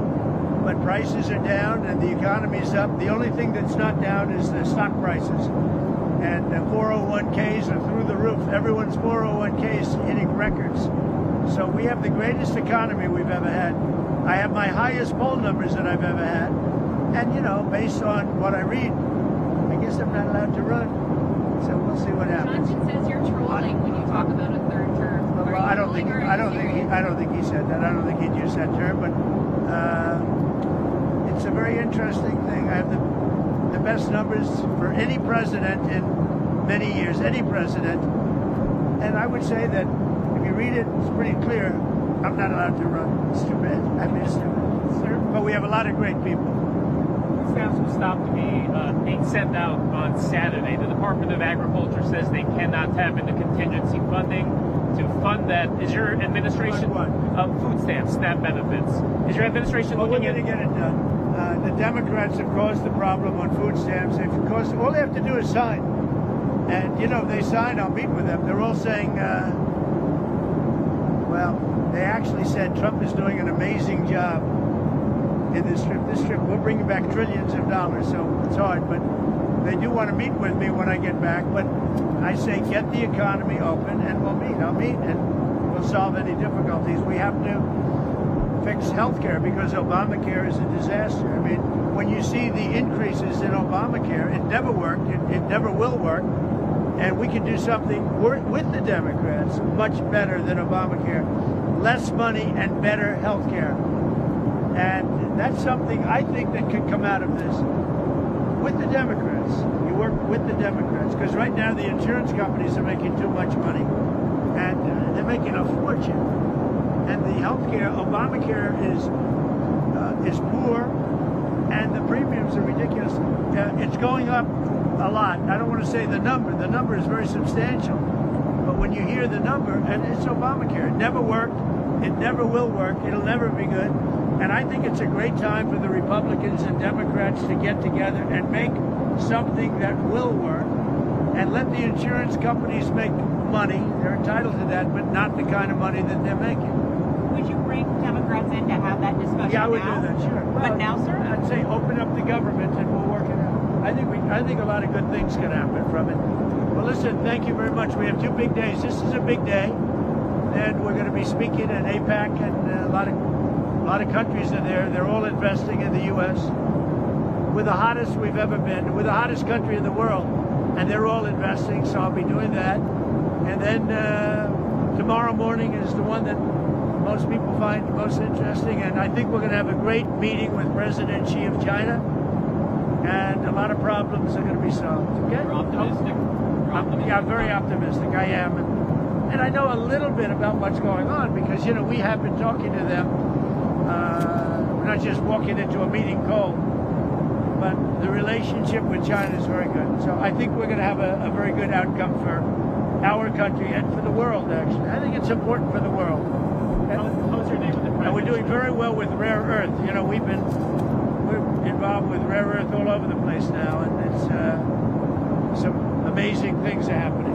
How was your day with the Japanese Prime Minister? I think she's fantastic. I think she's a wonderful woman. She's very sharp, very smart, very energetic. And you see it. I mean, the pictures don't lie. They really don't. The pictures are amazing. I saw some of the pictures this morning, and they're amazing. But I think she's a terrific woman. First woman ever to be Prime Minister of Japan. And she'll go down as one of the really great ones. I had a fantastic relationship with Shinzo Abe, Prime Minister, who was assassinated, horribly assassinated. He was a great man, and he was my best relationship. And she comes from that exact camp. He would have supported her had he been around. Were you touched by the putter and the golf? That was very beautiful. I played golf with him, and they gave me the putter that he played with, and he putted very well that day. I remember. Thank you very much, everybody. Thank you, Mr. President. Thank you. All right, so that was from overnight East Coast time from Japan over to South Korea. Of course, President Trump accomplishing a lot during this Asian trip. He's going to be in South Korea for the rest of it. And then, of course, as he just mentioned, tomorrow meeting with the president of China, Xi Jinping. Let's go to a few sponsors before we move on with more coverage from South Korea. Thanks again for live streaming in with us here on Right Side. Let's go to Cove Pure, covepure.com/RSBN. If you like tap water, you don't need to listen in on this one because this is anti-tap water. And I think the majority of the country is that way. You want to have good tasting water that doesn't have a bunch of the junk in there. Well, this is exactly what you need for that to happen. It takes away 99.9% of pharmaceuticals and all kinds of stuff that's inside the water that you drink when it comes to the tap water. So with this, covepure.com/RSBN, you could drink pure, live pure. You've got the option there to have cold, warm, or hot water as well. And for those of you out there that like good tasting water that's with no aftertaste and it's actually good for you, it's water without all of the extras, Cove Pure is the way to go. You can get $200 off right now, actually, for a limited time. So just go to covepure.com/RSBN. Purchase one of these great products, a great sponsor here on Right Side. Let's also go to Perplexity right now. Quick question for you. How much time do you spend every day on a web browser? Of course, on the phone, that kind of thing. How much time do you spend clicking around online, searching, scrolling, typing, endless tabs? It's a lot, but there's this new AI web browser from Perplexity, as you see there at the bottom left of your screen. It's called Comet. It's completely changing the way you're able to interact with your browser. So having Comet feels more like having a personal assistant living in your web browser than can actually do things for you instead of just give you answers. You can ask Comet to handle all sorts of tasks. It will actually click, type, search, and scroll just like you would. So it can shop for you, make reservations, book travel, summarize articles or videos, send emails, schedule meetings, and a lot more to make your life easier. So just download Perplexity's new AI web browser. It's called Comet, and there's this website at the bottom right of your screen. You can go ahead and search for all that. And guess what? You'll get 1 month of Rumble Premium for free once you sign up with Perplexity. Great company right there, and great to see, embracing of AI when it comes to things that are going to be good for you, right? So a lot going on there. As President Trump said, AI is the new internet. So as long as it's used for good, which we're seeing a lot of good with it right now, yeah, it's good stuff. All right, let's go to Tax Network USA as well. 800-357-1415. You can settle those back taxes today, of course, with these great patriots. You just call them, or you just go online and check it out and just figure out what's the best game plan right now. If you missed any taxes from prior years, you can give them a call. They'll work with you. Tax Network USA, great sponsors as it's 11:11 this morning, East Coast. Again, it's 13 hours ahead of us over there in South Korea right now. So that means it's 12:11 in the morning in South Korea. But we have a lot of videos from overnight that many people didn't get a chance to see. I haven't seen them all. I wasn't awake at 3 in the morning, So let's take a look at the Air Force One arrival to South Korea. We have a lot more. President Trump spoke at APEC. There's just a lot going on. Thanks for sticking with us. Let's go to that arrival in South Korea.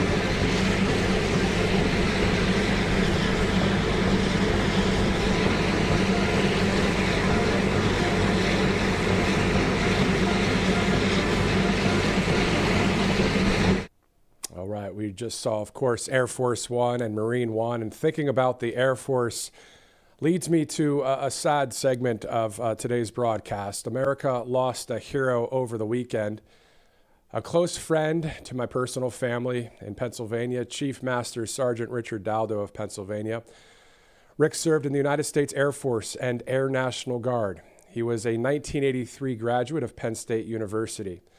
Rick began his career in 1969 in the United States Air Force as an aircraft mechanic assigned to the 354 TFW Myrtle Beach Air Force Base in South Carolina.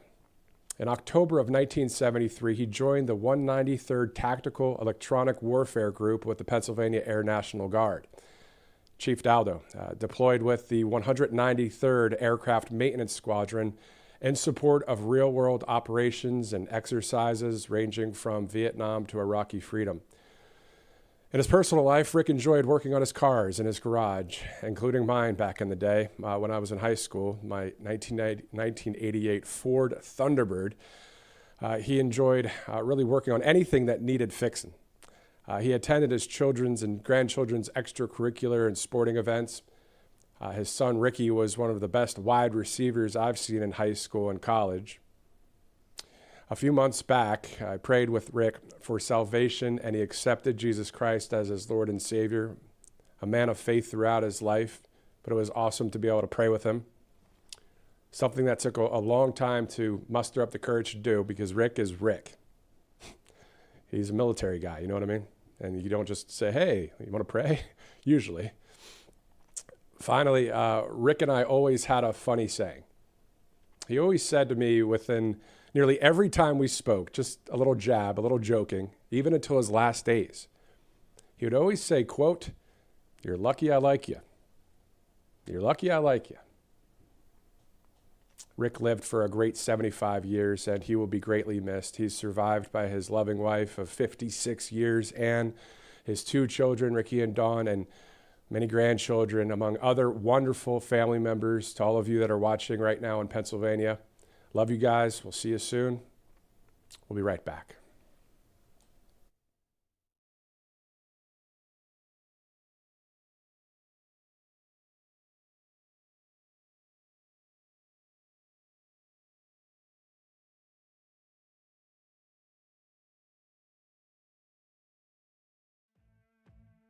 Welcome to Right Side Broadcasting Network, your trusted conservative news outlet. At RSBN, we deliver the truth when the mainstream media falls short. Since 2015, we've proudly broadcasted every single one of President Trump's iconic MAGA rallies, bringing you the excitement and energy live before anyone else. By watching RSBN, you get an unfiltered front row view of the action on the ground. We interview the crowds to give a voice to millions of Americans just like you. We show you President Trump's speeches in their entirety, free from interruptions and censorship. We cover the stories that matter to you with the integrity and passion you deserve. Thank you for choosing RSBN as your home for America First News. Together, we stand strong, united, and informed, so join us and be part of the right side of history. Tired of being told no by your doctor, your pharmacy, or worse, your insurance company? You're not alone. Millions of Americans are waking up to a broken healthcare system. That's why more and more people are turning to All Family Pharmacy. We believe in medical freedom. We deliver the prescription and the medication, all from licensed U.S. doctors and pharmacists, from ivermectin and trusted antibiotics to maintenance medications, even NAD+, the revolutionary anti-aging supplement. Use code RSBN10 at checkout for 10% off your first order. Every once in a while, something big happens, something that changes everything. And now, in a defining moment for crypto, Trump Media Group and Crypto.com are joining forces to acquire up to $6.4 billion of CRO, launching America's first ever CRO treasury, empowering the Kronos blockchain. This is more than a partnership. It's the future of finance built in America. For more, visit Crypto.com, where millions trade CRO every day. Hey y'all, it's Silk from the Diamond and Silk Chit Chat live show. Look, don't forget to check me out right here on RSBN Network. Be sure to watch the show on Right Side Broadcasting Network, and I want you to support Right Side Broadcasting Network. Yes, it's imperative that you do so, okay? I look to see y'all soon. Bye-bye.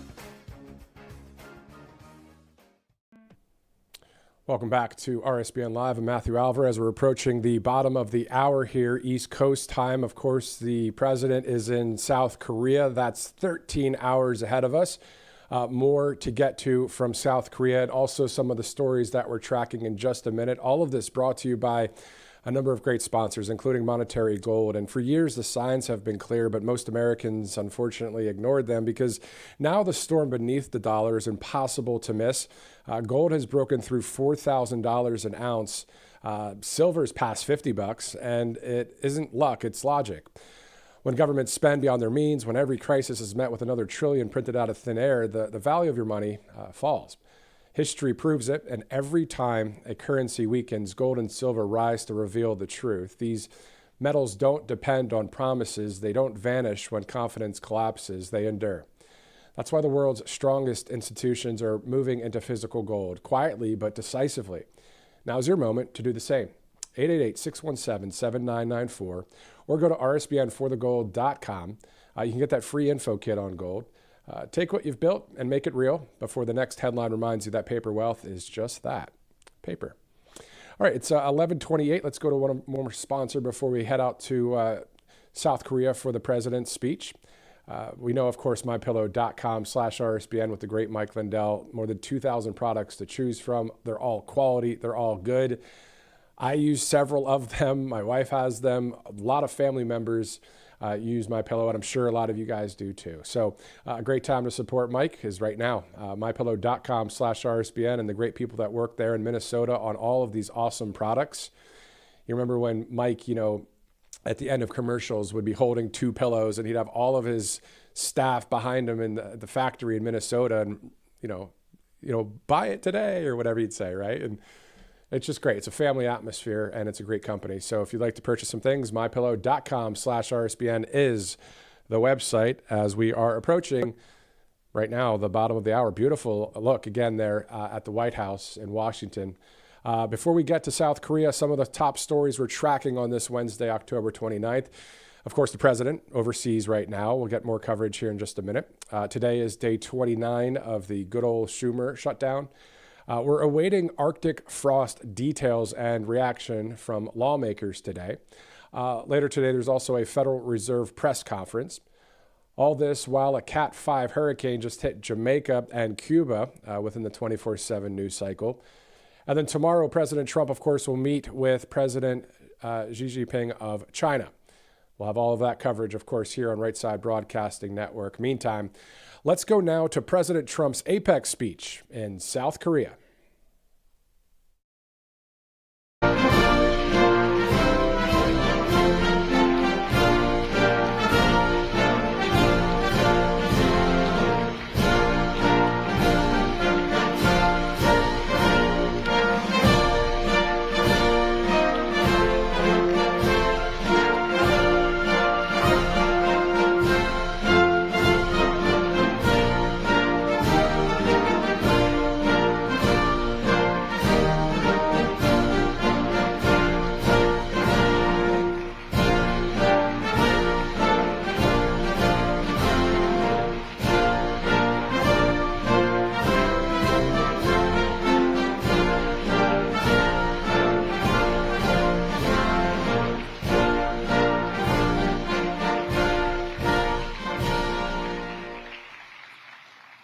Thank you very much. It's a great honor to be here. Incredible people, incredible country.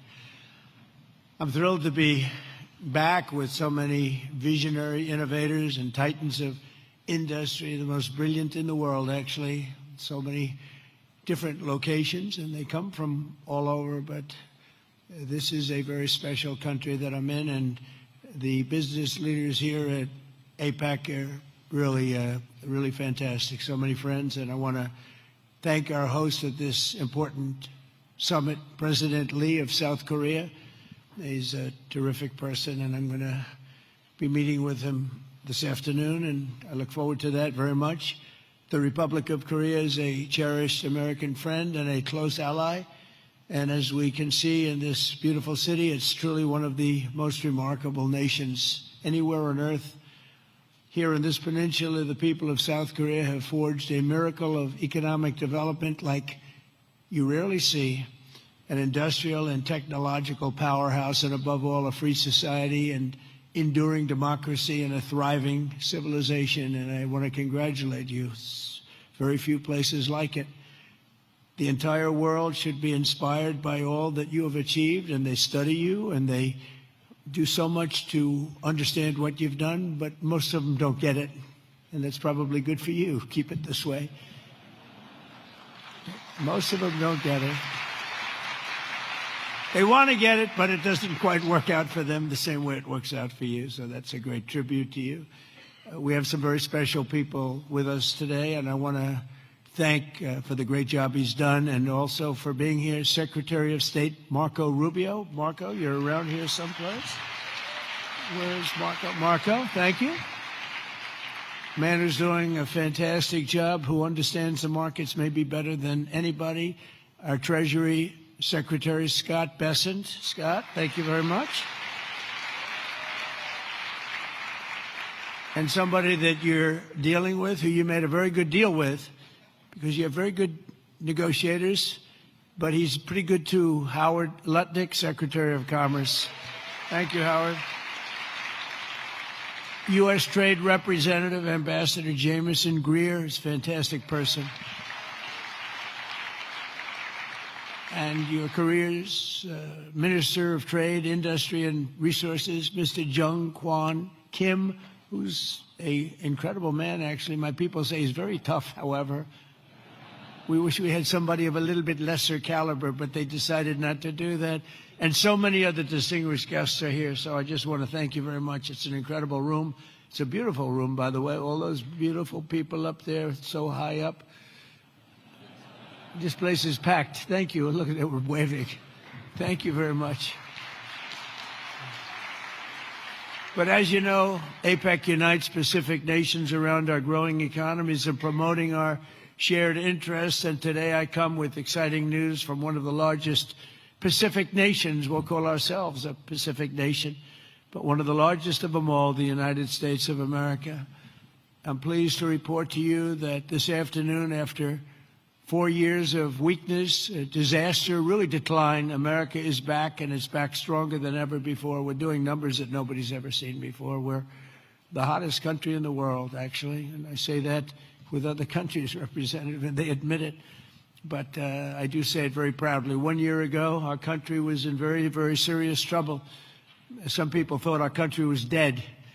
Now we're literally the sort of an inspiration to a lot of other countries. We are indeed, I use the term hottest country, but we're the hottest country anywhere in the world by far. The United States is blessed with right now, the strongest economy, the strongest borders. This all happened over the last 9 months. The strongest military, the strongest friendships, and the strongest spirit of any nation on the face of the earth. This is a golden age in a short period of time. I knew we could do it. I didn't know we were going to do it this quickly.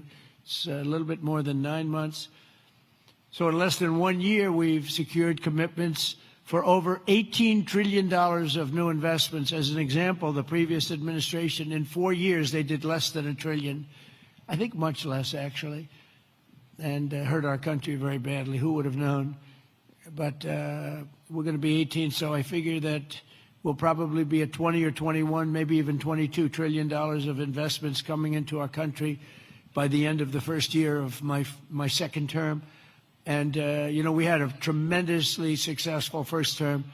We had the strongest economy in history for our country, strongest we ever had. But this is, I think, blowing it away. We have great policy. We have some very good things happening. The stock market, as you know, is set 45 all-time highs since in a period of, it's pretty good, in a period of 9 months, breaking new records week after week, including one just yesterday. We set the record GDP growth in the second quarter, and that's with all of the things that we're doing. When they are built in a year and 2 years, we're going to go through the roof. I mean, we're going to see numbers that I don't think have ever been seen before. But even during this period of a little bit of a period of transition, you could go, because I think we're in an economic revolution in America. We went at 3.8%. We're up 3.8% GDP, triple and even quadruple the rate that a lot of people thought we'd be. They thought that during this period that we'd be at a much lower rate. Some people predicted 1.5, and we're going to be very close to 4. The next quarter, we're expected to be at about 4% growth.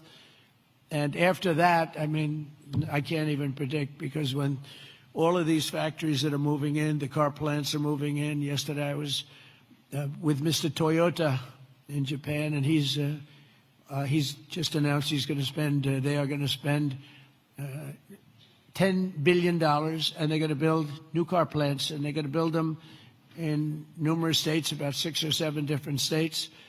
And we're bringing our car industry back. We're bringing AI. We're leading everybody in AI. We're leading every nation in AI by a lot. In 9 months, we've lifted over 600,000 Americans off food stamps. Wages for workers are rising at the fastest pace in more than 60 years. And meanwhile, energy prices are down. Gasoline prices are down. Grocery prices are down. Mortgage rates are down, despite the fact that we have an incompetent head of the Fed. He's incompetent. I call him Jerome Too Late. He's always too late. Jerome Too Late Powell. But he's out of there in another couple of months. We'll be very happy about that. We'll appoint somebody that we all like, because we should have the lowest interest rates of any country, because without us, there are no other countries, really. I mean, the whole thing falls apart. You know, America always had the lowest interest rates, and now we don't do that. We're like number 28. It's ridiculous. And we're a much different country than we were 2 years ago or a year ago even. But you know what the crazy thing is? In the old days, I call the old days, I'm a little bit older. I'm looking at all these young, brilliant faces. I'm a slight, a couple of years older than you, just a couple of years. But, in the old days, when you announced good news, the stock market went up. You announced good news, the stock market would go up. Now, when you announce good news, the stock market goes down, because people say, oh, that's terrible. You're doing well, that's terrible. Interest rates will go up. So they think because of that, interest rates will go up because that. It's inverse to what it should be. We're going to go back to the way it used to be. When we announce good news, the stock markets are going to go up. And that's the way it should be. And we're going to really ride that very hard. And when we announce good news, we're not going to have a Fed that's going to raise interest rates because they're worried about inflation in 3 years from now or something. When we announce good news, we want the stock market to go up, not to go down. And the scourge of inflation we inherited. We inherited the worst inflation ever that we've ever had. I inherited from incompetent people, and now we're down to a very low rate of inflation, 2.7%, and it's going to be a little bit lower than that. It's almost a perfect number. Believe it or not, you don't want to have zero. You want to have like 1% to 2%, and we're very close to that number. But we had inflation the worst in the history of our country. But factories are booming in the USA, and manufacturing productivity is rising 5 times faster than it was just 1 year ago. Think of that. Steel production is way up by 155,000 tons a week. Oil production is through the roof by 500,000 barrels a day. And mining of clean, beautiful coal, I call it clean, beautiful coal, is up by 2.6 million tons every single month. And we brought coal back into the picture. What you can do with coal today is incredible. So I call it clean, beautiful. I don't use the word coal, I say, because it's got a little bit of a problem, public relations-wise, the word. So we call it clean, beautiful. My administration's not allowed to use the word coal. They have to say clean, beautiful coal. We've given it a new name. It's a 3-name. It's a 3-name deal. Even semiconductor manufacturing is rapidly returning to the United States. NVIDIA and TSMC have just produced the first state-of-the-art Blackwell chip that was 100% made in the USA. In fact, Jensen, who's an incredible guy, he might be here. I don't even know. Is Jensen here? I think he's around. Somebody said he's here. How is he? Pretty good, right? Got a chip that's like 10 years advanced, but he's great. And they're all building now. They're building tremendous plants in the United States, Arizona, Texas, all over. We're going to have a big portion of the chip market just in a very short period of time. But these tremendous strides are also creating great jobs for our citizens. 1.9 million more American-born workers are employed today than when I took office 9 months ago. Think of that. Almost 2 million people more American workers Nobody's ever had numbers like that. And those numbers are going to get much bigger, much better than that when we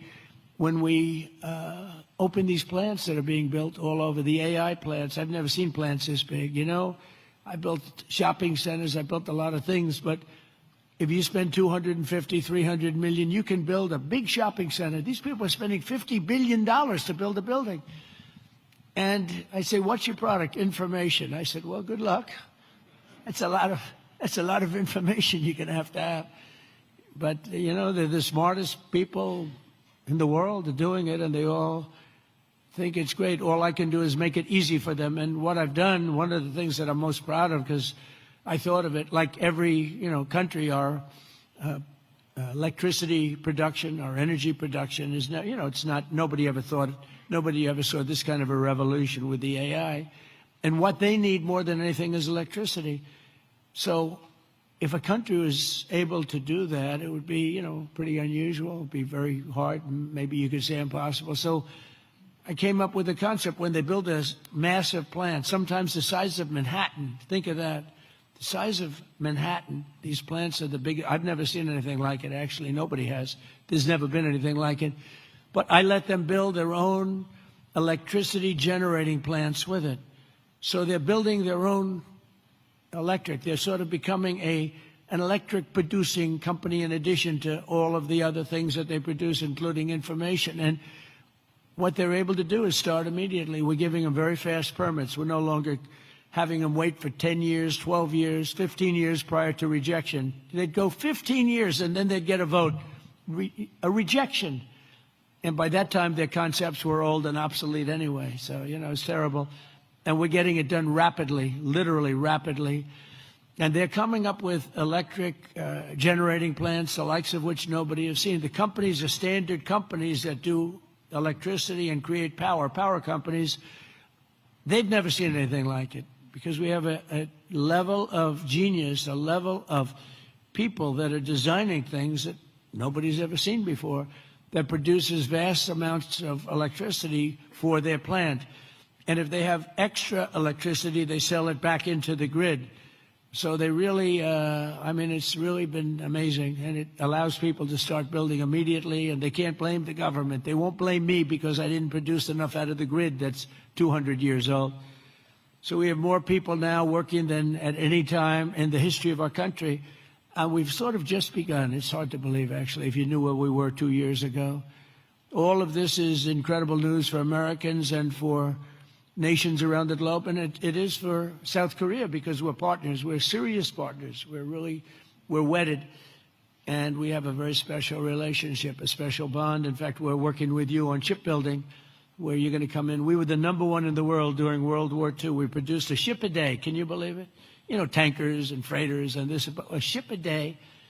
And today we're not really building ships, and we're going to start, and we're going to have a very thriving shipbuilding industry, and we're working it with South Korea very much so. In fact, some of the people in this room, they bought the Philadelphia shipyard. I think it's going to be one of the most successful yards in the world, anywhere in the world. It's great. Known for incredible production years ago, and sort of through bad management or bad thinking by people that were prior to me. I mean, you have to blame the president. You can give the president credit or blame the president, but I blame the president. They allowed the shipbuilding industry to go away, essentially, in our country. We're going to bring it back very, very powerfully. When America thrives, our partners thrive, and our alliances thrive with all of the countries. The Indo-Pacific thrives, and that's good for all of us, and the entire world becomes safer and wealthy and greater than ever before. We get along with a lot of countries. We solved a lot of wars and a lot of problems, and that's all good for all of us. The extraordinary American turnaround that I've just described has been achieved not by just continuing business as usual back in Washington. If I didn't win the election, and we won it in a landslide, we won by tremendous numbers. I had a whole thing too big, you have to say, too big to rig. We didn't want any rigging. We had these great polls going in. I said, don't believe the polls. Pretend we're 1 point down. Always assume we're 1 point down. And everybody voted. We won in a landslide. We won all 7 swing states. You have to win the swing states. and we won all 7, which is something that rarely happens. But to win the popular vote by millions, we won everything you can win. The Electoral College by a tremendous amount. We won in counties. They have counties, thousands of counties, and we were 2,700 compared to 525 actually. So think of that. We were 2,750 compared to 525. And that's why the map shows all red. Red being Republican, not something else. Red being Republican.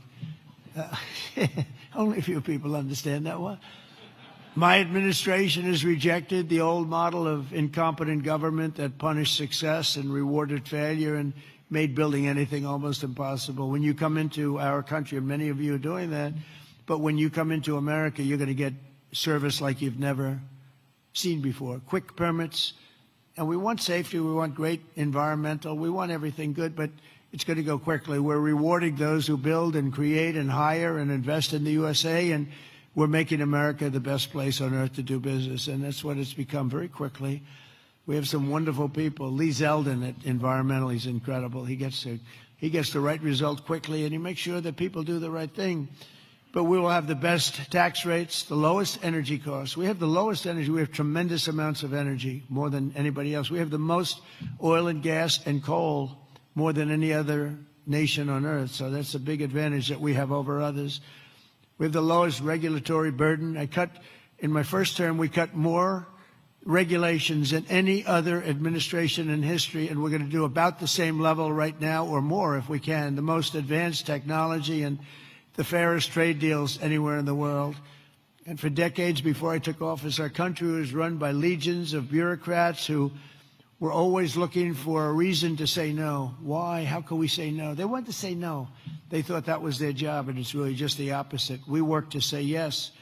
So now we have a president in the White House who cuts through the red tape and excuses. We don't stand for excuses, and says yes to big ideas and bold initiatives and grand ambitions so that America can have great industries, great dreams, and to be the greatest nation on earth, which is where we are now, actually, in a very short period of time. We're rebuilding things that are incredible. We have the strongest military in the world. We have the best equipment. We have the best manufacturers of equipment. And South Korea is buying a lot of our weapons. We make the best. We have the planes and just about everything other than ships. So we'll be there very shortly with ships, too. But the only reason it's not ships, because, I don't know, for some reason they stopped doing that. I guess they went on to other businesses. But there are some basics in life, and one of the things you need is ships. I always say you need steel, you need aluminum, you need this. There are things you don't need. A lot of things that a country doesn't need them, but things you need steel. Got to have steel, and we're redoing our steel, and some of the people in this room are very involved in that. We're redoing our industry. We're starting to produce large amounts of steel, massive amounts of steel. We'll be right at the top in a very short period of time. The mills are opening again, and they're opening up big. And again, it's national security, and it's because of tariffs. We're reclaiming our heritage as a nation of builders and doers, and we're pioneers in a sense, but we're really doing it again, but we're doing it even better than we did the first time, which is the first couple of 100 years. And we're pursuing this vision with unrelenting drive and really unprecedented success. In July, I proudly sounded law. It was very important. I went into the archives. We looked at every possible thing you could look at, and I signed into law the largest tax cuts in American history. And as you remember, in my first term, we cut taxes from 39% down to 21%. And now we've done even better than that, putting more money in the pockets of American families that make up the largest consumer market on earth for businesses and manufacturers like those in this room. Our tax law includes 100% expensing for all new factories, plants, and equipment. So that means you can write everything off in the first year. So that's like we had in the first, except this goes for a period of 10 years. Whereas the other was over a much shorter period of time. And I actually think that we had such tremendous success. I always said that was the single most important thing, the expensing, the one-year expensing. Upon taking office, I signed executive orders that require that for every one new regulation, 10 old regulations have to be eliminated. I did that in the first term, too, and it worked. So if you want a new regulation, you have to get rid of 10, and already we're exceeding that limit, reaching closer to 30 to 1. Our people have done that, our great secretaries and other people in the administration. So we've been actually at a level where we sign in a new regulation, they get rid of 30 old. We're sort of cleaning up the books because many of these regulations are obsolete, they don't belong, and some were so horrible they were obsolete, but they really stopped projects from being built, and we're getting rid of all of them. We've pretty much done that. We have streamlined permitting for all new energy and mining projects. It used to take decades for an administration to get something approved, and now it's a process that will take, generally speaking, less than 28 days.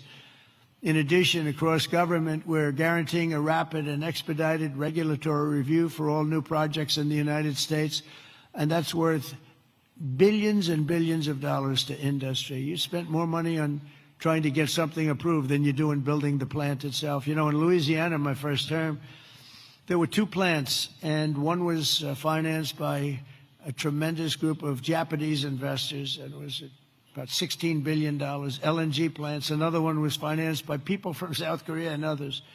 LNG, both of them, massive LNG. They were in the review process. One was 15 years, one was 16 or 17 years, and they were then told, forget it, we're not going to get it approved. So I came into government, I heard about it, and I love Louisiana. We did very well there. We did well in just about all the states, but we did really well in Louisiana. And so I got involved. The one plant that was in for almost 15 years, I got it approved in one day. One day. In fact, when we called the people to say that they got approved, they didn't know what the hell we were talking about. They said, you got it approved. We sort of gave up on it. I said, no, you don't have to give up. We got it approved. The other one took me a little bit longer. I didn't do as good a job. It took me 1 week. And they got approved, and they got built. They're massive plants, and they're doing unbelievably. They're like setting records, LNG. Big, it's like the Empire State Building lying on its side. And all I know is, I looked at it. I said, what kind of a building is that? All it's got is pipes going back and forth. I never saw anything like it. But whatever it is, it works. And they've been very, very successful. But think of it, 14 and 15 years, and I got one approved in one day and one approved in 1 week, and they've been doing great, and they've been good for the environment. I've shrunk the size of government for the first time in many years since January. 100,000 bureaucrats have left the federal payroll. You've probably seen that.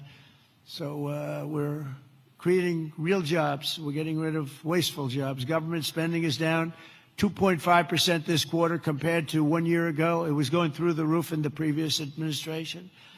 And in stark contrast to 4 years ago. I mean, if you look, 100% of all new jobs created in America under my administration have been created by the private sector. Think of that. The government created no new jobs.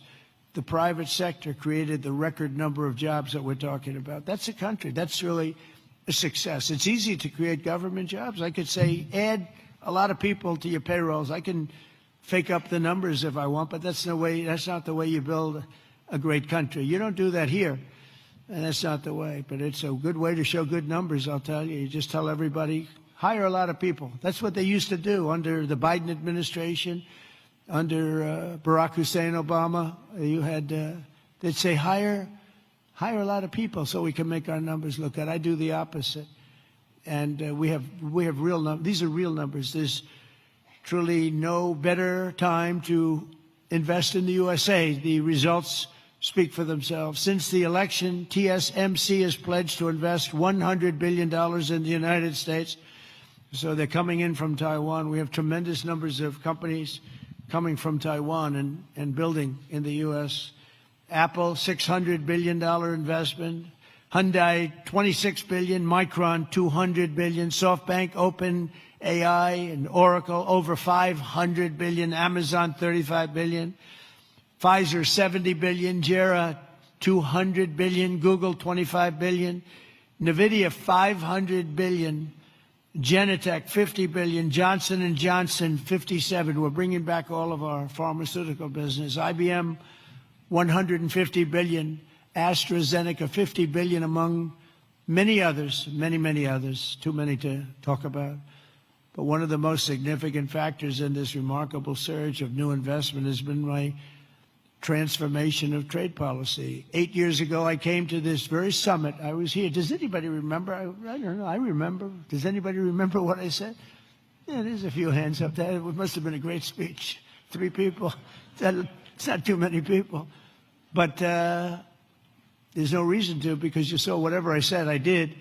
And for the first time, I laid out the principle that economic security is national security. Economic security, that's for South Korea, that's for any country. But economic security is, in fact, national security. I made the case that the global trading system was broken and in urgent need of reform, had to be fixed. The system had been exploited by countries that broke the rules at the expense of countries that followed the rules to a T, and asked the nations of APEC to be our partners in making the system fair and more sustainable for all of us, and we all work together, the APEC nations. 8 years later, as I'm back here in Asia, and I'm pleased to say that the positive vision for revolutionary reform I laid out, it seems like a long time ago, is now a reality. What really seems amazing is that we did all these things. We stopped a lot of wars. We did so many different things, made our country strong. Thank you. Thank you. And the campaign seemed like so long ago. And I was reading something today in one of the journals, and they said, can you believe it? 1 year ago, I was campaigning to win. Think of that. It was about a week. In a week, it'll be November 5th. And November 5th was the election. I said, can you imagine that? Here I am, president. We've done so many different things economically, militarily, peace-wise, peace through strength. And yet, 1 year ago, it's not long ago, I was campaigning. We didn't win. We were campaigning, and then we had the election, and we had a great election. And the spirit in our country is like incredible. If you compare that, we lost a lot of spirit in our country. Our country is depressed. They were very depressed, and they had a right to be. But around the world, we're signing one trade deal after another to balance our relationships on the basis of reciprocity. Very important word. On this trip alone, I've signed groundbreaking agreements with Malaysia, Cambodia, Japan. Our deal with the Republic of Korea will be finalized very soon, like moments or very shortly thereafter. These agreements will be incredible victories for all of us, because everyone is better off when we have stable partnerships, not plagued by chronic problems and imbalances. Probably you know that President Xi of China is coming tomorrow here, and we're going to be, I hope, making a deal. I think we're going to have a deal. I think it'll be a good deal for both.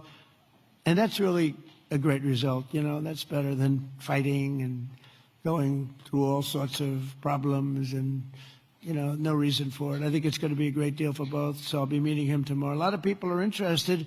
They're also interested in what we're doing, but they're interested in that, I can tell you a lot. The world is watching, and I think we'll have something that's very exciting for everybody, and that's also good for South Korea. It's good for all nations. We're ending gaping trade deficits, unfair trade barriers to market access, insecure supply chains, weak, pathetic supply chains, and much, much more. We had such bad supply chains under the last administration. It was embarrassing. And we're entering a new era of trade that truly works for both sides. Got to work for everybody. Deals have to be good for everybody. I've heard that all the time, and I never really believed it, I'll be honest. I said, if you make a great deal. The best deals are deals that work for everybody, especially when you're talking about nations. When you're talking about nations, it really is a little bit different than you're doing a business deal and you want to just rip their hearts out, right? These guys know what I mean. They ripped out so many hearts. But when you have nations, it's a little bit different, It's you gotta all balance out a little bit. When I announced reciprocal tariffs last April, some people thought it was wonderful, and others really weren't so sure. They weren't sure. They didn't understand tariffs, because tariffs were used against us. We didn't use tariffs stupidly. And we do now. National security. This week we proved once and for all that there were no critics left. The only critics are people that took advantage of us for many years, and now they're not able to do that. The deals we're signing with our friends and partners are making our alliances closer and stronger than ever before, and they respect us because it was so foolish. The people that ran our country were so foolish.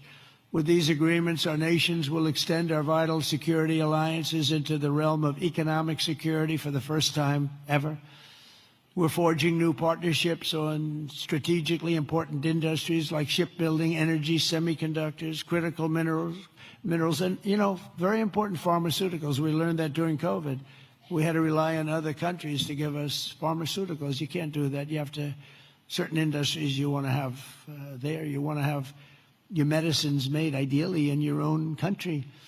Many of our agreements also include deepening collaboration of industries of the future, such as nuclear, quantum, artificial intelligence, where America is number one by a lot. Actually, we're really number one by a lot. We're number one in military consequence. We're number one in military in the quality of the weapons. That's why everyone wants to buy for us. I'll tell you what we have a long lead on is submarines, nuclear submarines. We are so far advanced that by perhaps 20, 25 years, we're 25 years ahead of any competition. And not only are the tariffs strengthening our alliances, they're also bringing peace to the world. On Sunday in Malaysia, we signed the Kuala Lumpur Peace Accords, ending forever the war between Cambodia and Thailand. Thank you. Thank you. It's interesting. We were making trade deals with Cambodia and with Thailand, and I sort of watch what I do. I don't go to the beach and sleep all day. I like to watch. And I see Cambodia, Thailand, among many other nations. And this is true for numerous other deals, too. But I see Cambodia, Thailand, and I read a front-page story about the fact that there were thousands of dead people along the border. And they fought for a long time. And I said, wait a minute, we're making deals? And they're starting a war? They were just starting, and it was vicious. Thousands of people were killed along the border, their two borders. And I said, let's call the head. I didn't know the heads of either one. I called them. They were both great people and sort of reasonable. I said, listen, you want a trade deal? We're not going to make a deal with you if you're going to be in war. Then I called Cambodia. I called Thailand. I called Cambodia, back and forth. And after about 2 days, we ended up with the help of Malaysia. Malaysia was like a mediator. We used a beautiful facility in Malaysia because it was too hot. And I don't mean hot weather-wise. I mean it was hot. It was too hot with bullets flying all over the place. And Malaysia was fantastic, and they helped implement it. The prime minister was great guy. Just left him. And within 2 days, we signed a deal. And the two people came in, they were like best friends. It was a beautiful thing to see. We saved, probably millions of lives. They've had a tempestuous relationship I said, for how many years? 500 years. They said, that's a long time. That's a long time. But we think this is going to be, hopefully, I use the word everlasting. Same thing in the Middle East. We hope it's going to be everlasting peace. They've never had peace. They've 3,000 years, and we signed in the Middle East. But I've ended 8 wars in 8 months, and in many instances, trade has played a big part in getting those wars ended. On top of it all, tariffs now projected to reduce our deficit by $4 trillion over the next 10 years, and I think actually much more than that. That's national security, because you can't have deficits and you can't have debt all over the place. And stops inflation and strengthening the dollar and ultimately balancing our federal budget, which I think we're going to do very quickly, only because of our policy of fair tariffs. And for any company that does not wish to pay the tariff, I say, you could build your factory in America. If you build your factory in America, there are zero tariffs. But, again, going back to the wars, it's so important. If you look at India and Pakistan, so I'm doing a trade deal with India, and I have great respect and love. As you know, for Prime Minister Modi, we have a great relationship. Likewise, the Prime Minister of Pakistan is a great guy, and the Field Marshal, they have a Field Marshal. You know why he's a Field Marshal? He's a great fighter. He really is. He's a great guy, too. And so I know them all. And I'm reading that 7 planes were shot down. They're going at it, and they're really starting to go. And it's a big thing. These are 2 nuclear nations, and they're really going at it. And I called Prime Minister Modi. I said, we can't make a trade deal with you. No, we must make a trade deal. I said, no, we can't. You're starting a war with Pakistan. We're not going to do it. And then I called Pakistan. I said, we're not going to do trade with you because you're fighting with India. And, 2 nuclear nations. And they said, no, you should let us fight. They both said that. They're warring. They're strong people, I'll tell you what. Prime Minister Modi is the nicest looking guy. He says, and he looks like you'd like to have your father, like, he's a killer. He's tough as hell. No, we will fight. I said, whoa, this is the same man that I know. But after a little while, and they're good people, and after literally 2 days, they called up and they said, we understand, and they stopped fighting. How is that? Isn't that amazing? Now, you think Biden would have done that? I don't think so. Most people wouldn't have thought of it, but, they wouldn't have thought of it. No, but here we are, we're doing deals. So you add an extra sentence, and you say you have to stop shooting at each other. 7 planes were shot down. You have to stop the war. And they stopped the war. And if it weren't for the tariffs, I said I was going to put 250% tariffs on each country, which means that you'll never do business. In other words, there's nothing you can sell for 250%. That means that's a nice way of saying we don't want to do business with you. You don't have to say that because that's a nasty, we don't want to do business. No. You say we're going to put 250% tariffs if you don't stop the war. And they understood that. And within 48 hours, we had no war, no people killed. I mean, it's makes me feel so good. It's we saved millions and millions of lives with all of them. Azerbaijan. If you look at, just take a look at that one. That was going on for, I think, 38 years, right? And President Putin called me. He said, "It's amazing. It's amazing. We couldn't get that war stopped. 38 years it went on, millions of people killed, and we got it done." And the 2 countries came in, and they were in the White House, and they started off here. And they got closer, closer, closer, closer. After an hour, they were hugging each other in peace. It was amazing, actually. It was beautiful to see 2 very good countries, 2 very good leaders. One was there for 22 years, one was there for 7. And they both said, my entire political life, all I did was shoot people on the other side. And we got it closed up. And we did that 8 times. The only one I didn't do is Russia, Ukraine, but that'll get done too. That'll get done. I thought that was going to be an easy one because of my relationship with President Putin. He turned out to be a little different, but I think it'll get done. It's would have never started if I were president. That war would have never, ever started. So we've used trade to create peace in a lot of different locations.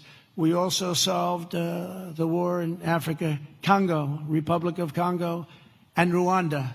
That was much smaller to do with trade, more to do with common sense. They were fighting for years. 10 million people were dead, and we got that one done too. So we did a lot of them. We did 8 in 8 months, and I think the other one's going to come along. I really think so. I thought that would have been one of the easier. Who would have thought we created peace in the Middle East but didn't get Russia and Ukraine? Because peace in the Middle East was undoable. They're shaking their heads. It was undoable. We got it done. 3,000 years, okay? They never had peace. They never had anything like it. We have all countries signed up, and the level of spirit and everything, I think it's going to hold for a long time, hopefully forever. Hopefully that's an everlasting one, too. So in conclusion, at some point in your careers, every great business person and CEO in this room today has faced critics who said reform, innovation, and bold action would only lead to a total disaster, but none of us would be here if we had listened to the small minds with no vision. These are small minds with no vision. They had no understanding of success. They had no understanding of life and death. True success comes from having the confidence and the courage to prove the doubters wrong. And oftentimes you'll go the opposite way of almost everybody, and you'll be the one that's right, and the others will be the one that's wrong. And that's where you have your greatest successes.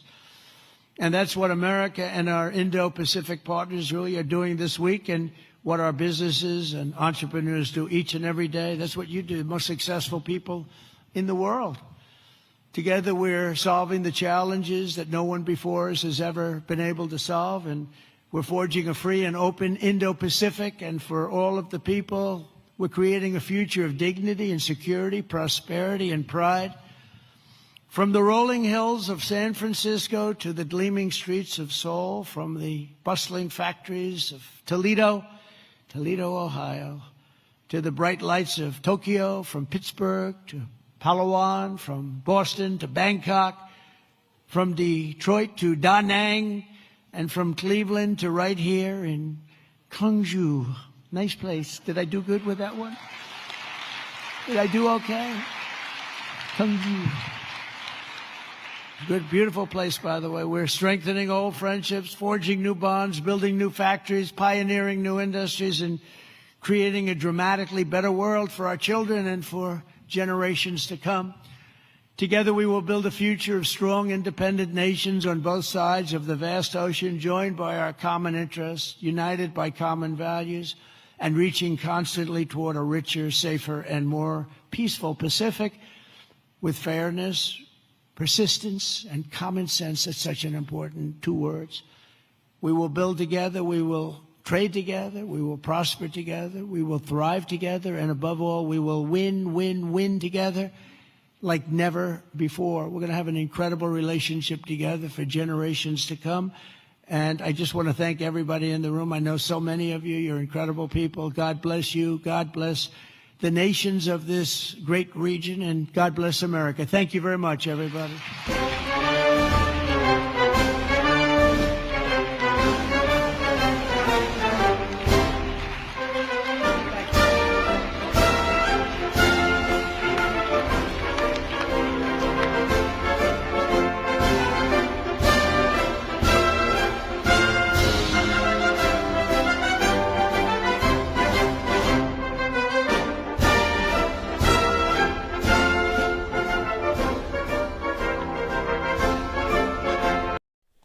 Well, there you go. President Trump taking care of business in South Korea, Malaysia, and Japan. And of course, a very busy day tomorrow as the president will be meeting with the Chinese leader Xi Jinping. We have more videos out of South Korea coming up in just a second. Before we get to a couple of our sponsors, some of the stories we're tracking today during the 24/7 news cycle. Of course, President Trump in South Korea. Also, today is day 29 of the Schumer shutdown. We're also awaiting Arctic frost details and reaction from lawmakers. Later today, there's also a Federal Reserve press conference. All this while that Cat 5 hurricane has hit Jamaica and Cuba, and also in various parts of Haiti just yesterday within the 24/7 news cycle.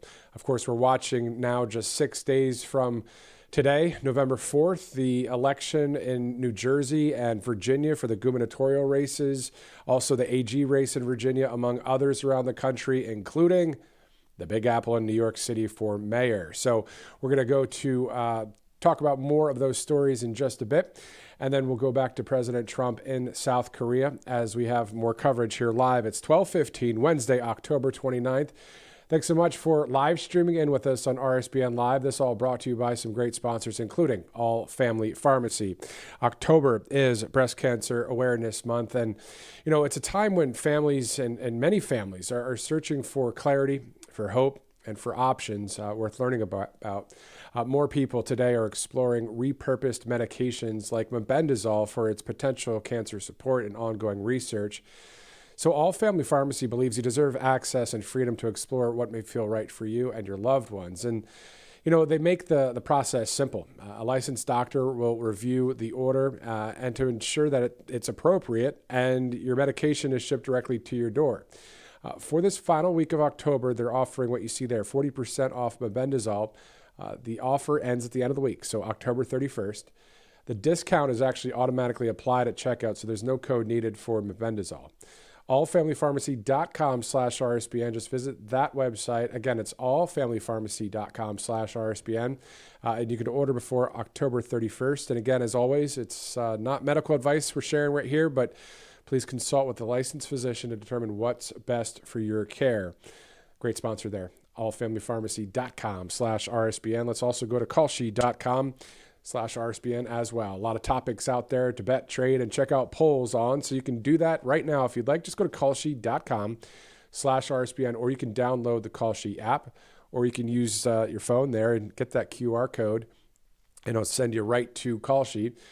Whether it's science, technology, sports, faith, politics, weather, all sorts of stuff, including the mayoral election in the Big Apple, which hopefully will not become the rotten apple, according to Cat Turd the other day, saying that on Truth Social on X. We hope for the best there. Man, it's going to be tough to see if that guy at the top of your screen there under that New York City flag, if that communist is going to be the leader of New York. That'd be awful. So we're looking for common sense people, and we'll see what happens there in New York City. Other than Call Sheet, of course, if you'd like to donate to Right Side Broadcasting Network, all you have to do is text RSBN to 801-801, or you can go to rsbnetwork.com/donate. All right, so it's 12:17. I was thinking earlier about the many goals of the mainstream media they have out there. Outside of making money, here are the many goals that I came up with that I would think that the mainstream media has. Are you ready? Here we go. Number one, to try and speak with authority while lying to the people in order to sway public opinion and brainwash the masses. And number two, that's it. So there are all the goals for the mainstream media, to try and speak with authority while lying to you in order to sway your opinion and brainwash the masses, basically to an extreme leftist agenda. You guys already know that, but it's good to have a refresher on some of these things. You know, sometimes it sounds like, oh, wait a minute, maybe this network or that cable news is going to, you know, really speak for we the people and for God, family, and country and the Constitution because they hired somebody that was whatever. We've already seen through all of it. They've already shown all their cards.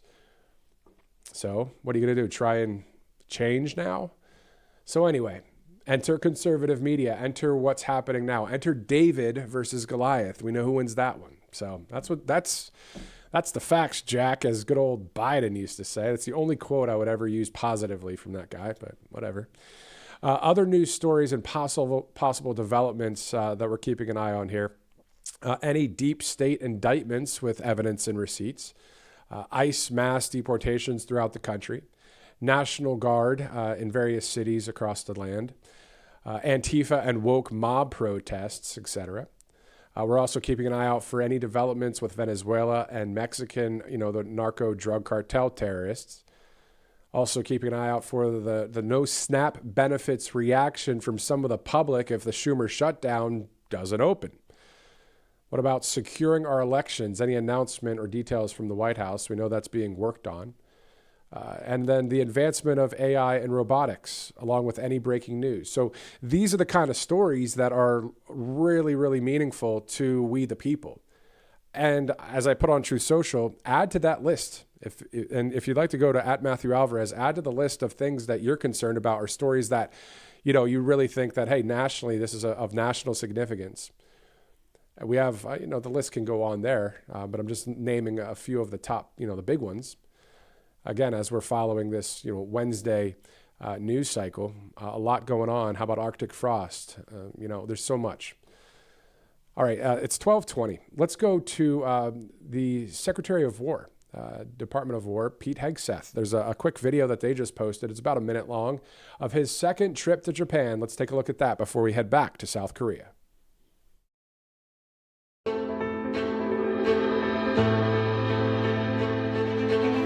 It's great to be back in Tokyo for the second time this year, demonstrating how important the United States-Japan alliance is. To strengthen the alliance, we need to continue building strong, lethal, combat-credible forces that are ready to deter war and, if necessary, fight and fight to win. There's no way to replace hard power. Thank you for the support that the Japanese people show. 55,000 American troops who, alongside Japanese self-defense forces, deter our adversaries and stand ready to defend our two countries. Make no mistake about it, our alliance is critical, shoulder to shoulder with Japan.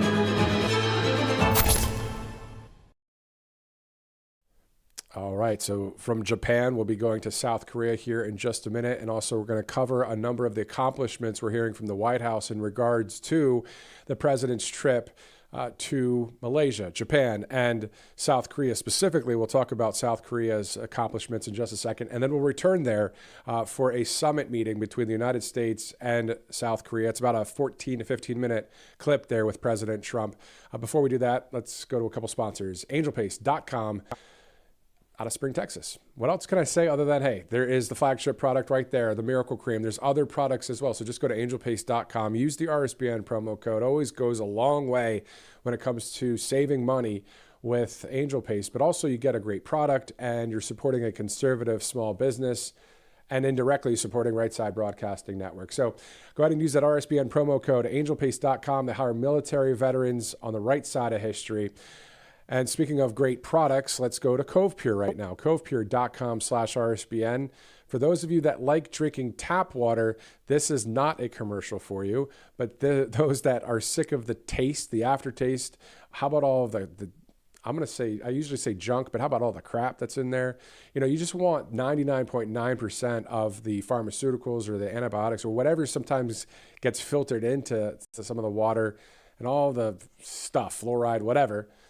Well, you can get all of that out of there. 99.9% of the junk, the toxins can be out. And also you'll taste the difference.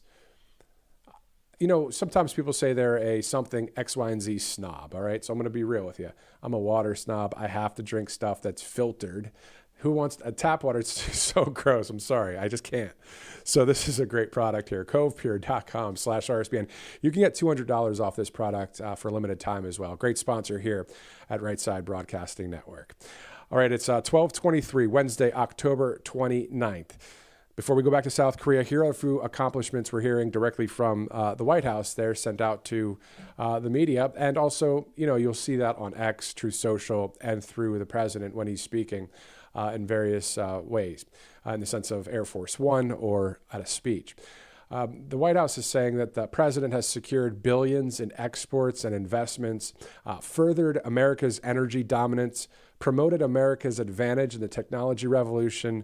Also, while in South Korea, the president also is building our maritime partnership and reestablishing American leadership. All right, the local time in South Korea right now, 13 hours ahead of us.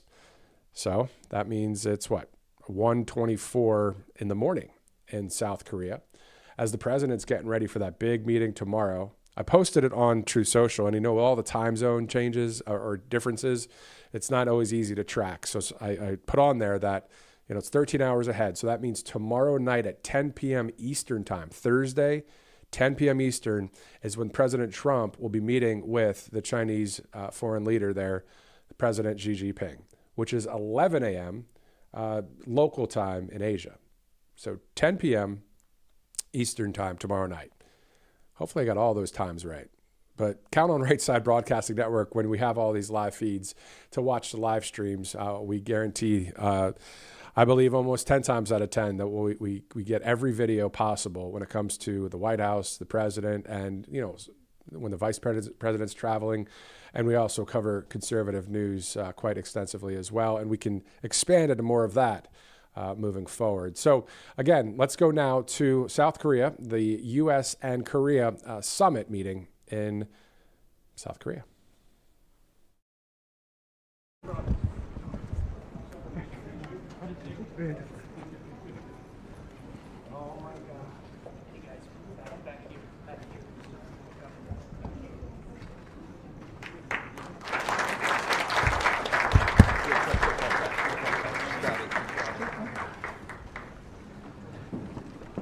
Guys, it's on.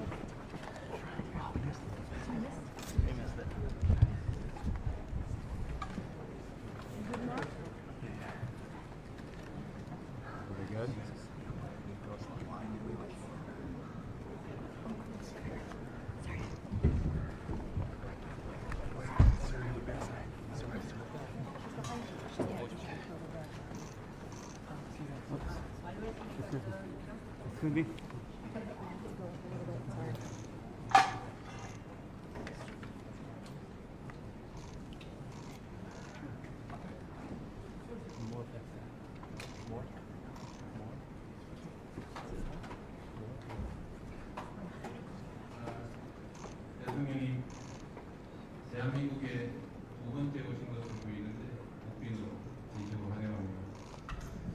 우리 트럼프 대통령께서는 처음 또는 유일한 이런 단어를 많이 Friend, you're in front of my camera.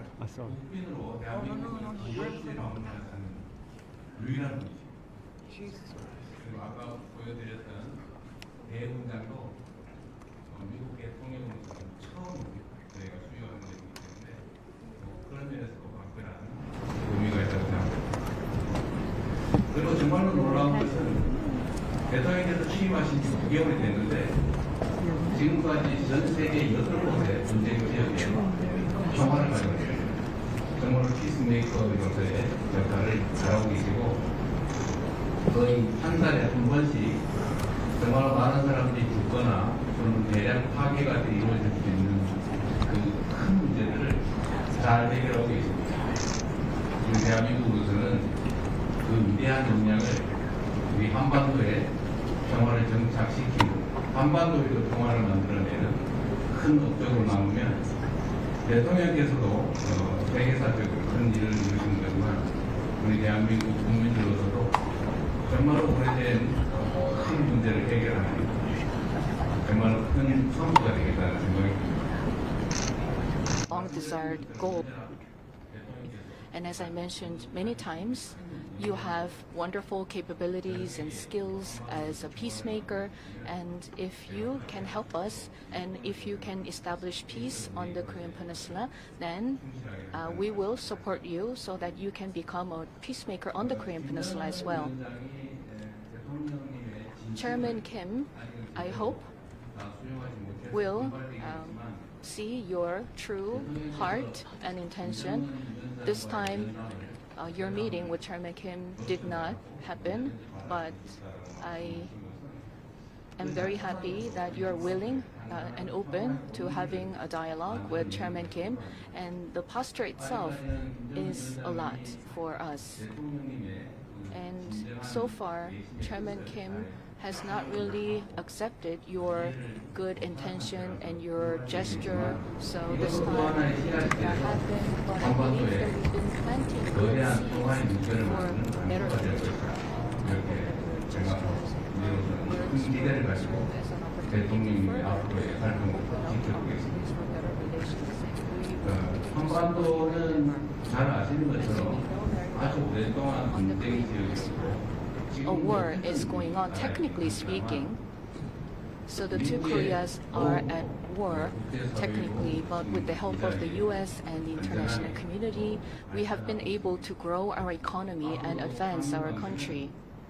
And going forward, our bilateral relations are going to focus on modernizing our alliance so that our alliance can become more comprehensive and strategic. Korea has decided to increase our national budget for defense, so military spending and defense budget will be expanded to further strengthen our military capabilities. As you may know very well, the current defense budget of the Republic of Korea is about 1.4 times of the total GDP of the DPRK. So our budget, our military spending is quite significant, and we're ranked number 5 in terms of our military spending. So already it's quite a lot of money. However, I know that it is important to continue to lessen your burden, military and defense burden for us. So we will continue to increase our military spending. Furthermore, I'd like to mention a few things. When I met with you last time, I didn't have a chance to explain in further detail, so there may be some misunderstanding. But when it comes to submarines powered by nuclear energy, I hope that you will support so that we can get supplied of nuclear fuels for submarines. We're not aiming for nuclear-armed submarines, but rather conventionally armed submarines powered by nuclear energy.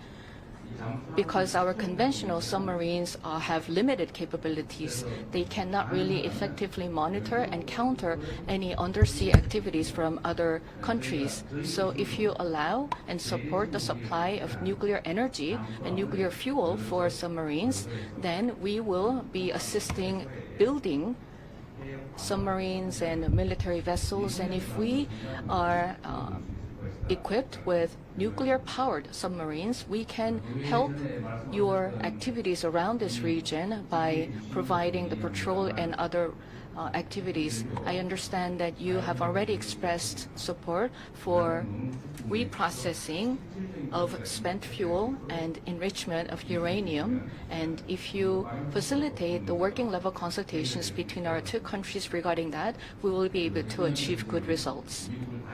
And you are now working to make America greater again.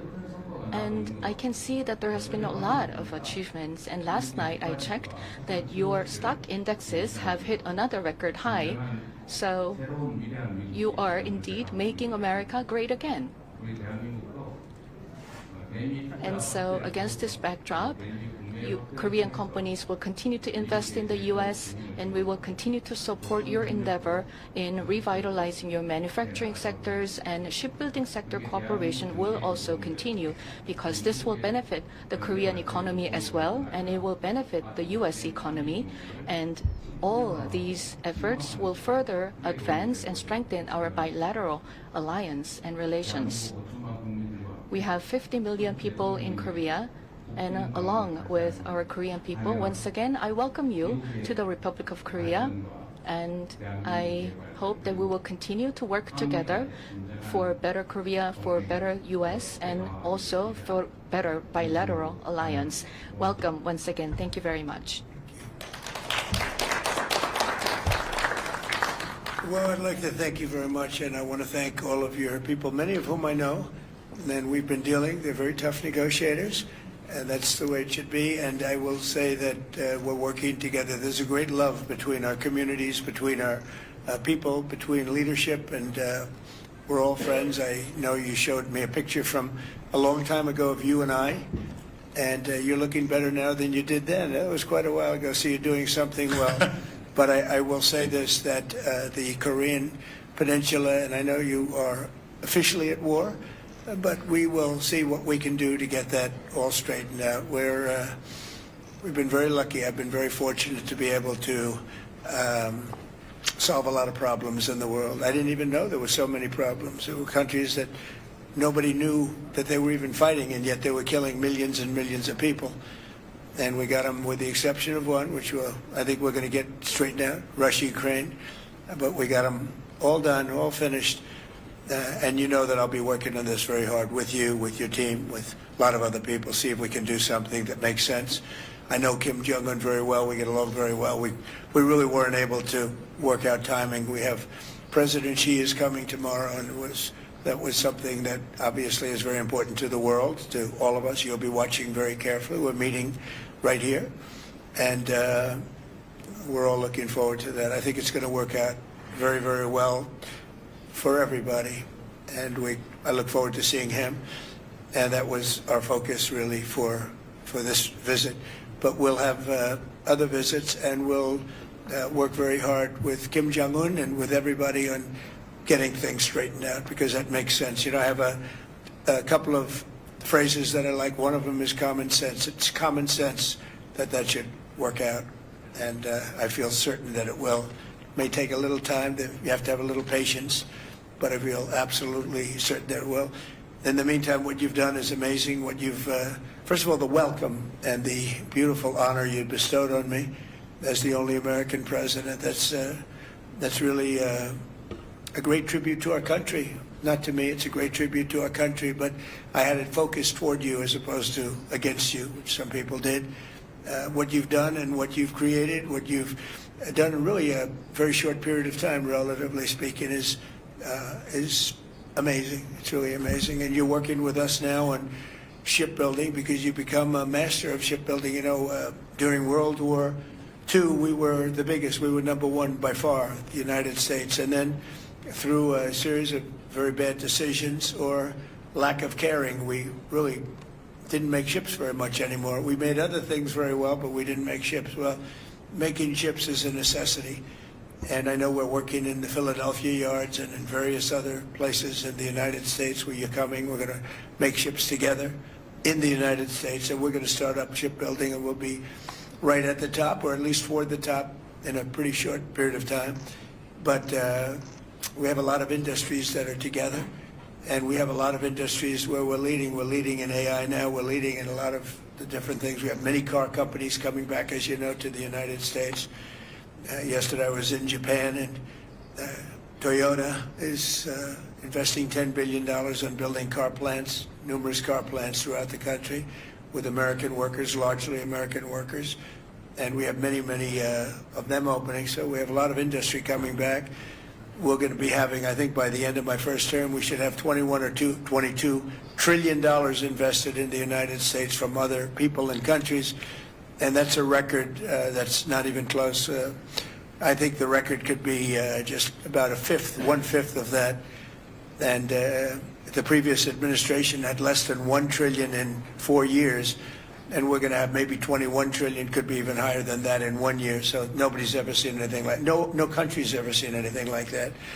But I just want to let you know, it's a special bond that we've had. We've had it for a long time, but you've never had it as strong as you've had it with me. And it's a tremendous honor. I will tell you, driving up in the Beast, that's called the Beast, driving up in the Beast, the limo, with those very powerful people carrying very vicious-looking weapons. It was something. That was some spectacle and some beautiful scene, and I know what goes to making that happen. But it was so perfect, so flawlessly done, and all of us, I can speak for my entire cabinet and all the people with me, I don't think we've ever seen anything like that. So I just want to thank you for that. That was a very special welcome, and it will be remembered. And Marco, I think you're working extremely well with the defensive side, defense and offense. You know, we have both defense and offense, and they're equally as good. In fact, our defense is very important from the standpoint of helping other countries. But we're going to take care of, we're going to work with you, and we're going to take care of the one, it's really a lingering cloud. I would call it a lingering cloud that's over your head. We're going to see if we can get that straightened out. And I just want to thank you again for the welcome. And I wanted to say we've been friends for a long time, and you are going to be a great president. You already are. And if we can do this together, then you'll go down as the greatest of them all, and we'll try and make that happen. Thank you very much. Great honor. Thank you.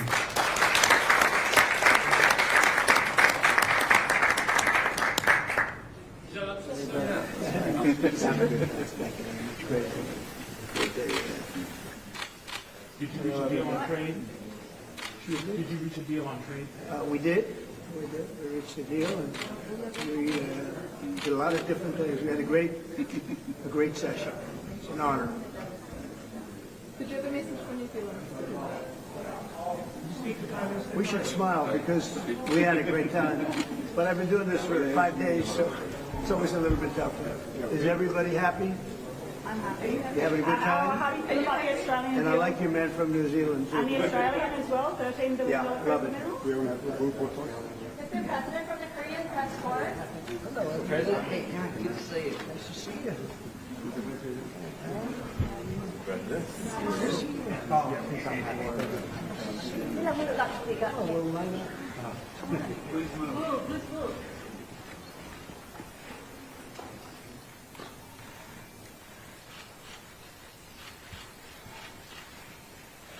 Nice people.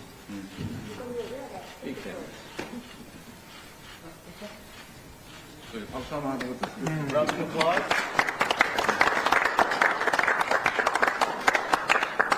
Now we move to the people.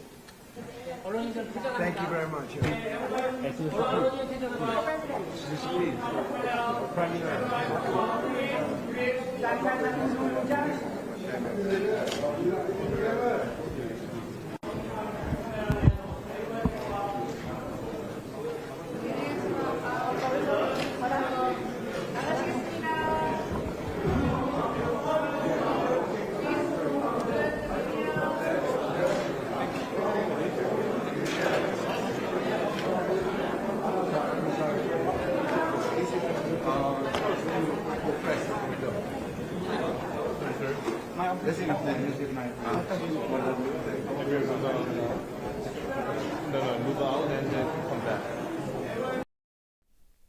Up next for President Trump, the big meeting with the Chinese president Xi Jinping in South Korea. So the president of China, of course, going to South Korea. That will be tomorrow night, 10 p.m. Eastern time, 11 a.m. From the South Korean time zone. So 10 p.m. tomorrow night live. That's happening. And of course, we'll bring you it either live or recorded depending on our coverage times, but definitely going to have that meeting for you. And then on top of that, we have a little bit more to go here on Right Side Broadcasting Network, 1242 Eastern Time. Thanks so much for joining us wherever you're watching right now, East Coast, Central Time Zone, Mountain, West Coast, anywhere else. Thanks so much for watching this live, or if you're going to watch on replay later, thanks for watching. This is all brought to you by some great sponsors. Perplexity is one of them, and it's all about Comet there specifically, because the question is, how much time do you really spend online where you're clicking around and searching, scrolling, typing endless tabs? Well, there's this new AI web browser from Perplexity called Comet. Using Comet feels more like having a personal assistant living in your web browser that can actually do things for you across the internet, actually do things instead of just share answers with you. You can ask Comet to handle tasks for you, and it literally clicks, types, searches, and scrolls just like you would. You know, Comet can shop for you, make reservations, book travel, summarize articles or videos, and also send emails, schedule meetings, and a lot more to make your life easier. So all you have to do is download Perplexity's new AI web browser, Comet, by heading to the website you see on the bottom right of your screen and let your browser work for you. Plus, right now, when you download Comet, you can get a month of Rumble Premium for free. Again, that's pplx.ai/RSBN. You can go now and take back your time online. Also, Tax Network USA, 800-357-1415. You see that number on the screen. Also on the top left, tnusa.com/RSBN. Always good to reach out to great patriotic people that are on the right side of history, specifically here at Tax Network USA. If you're looking to pay any back taxes or take care of business there with Tax Network USA, you can get that taken care of and get that first step to financial peace of mind and some freedom with Tax Network USA. Let's go to mypillow.com/RSBN if you're looking to sleep better or just have more comfort.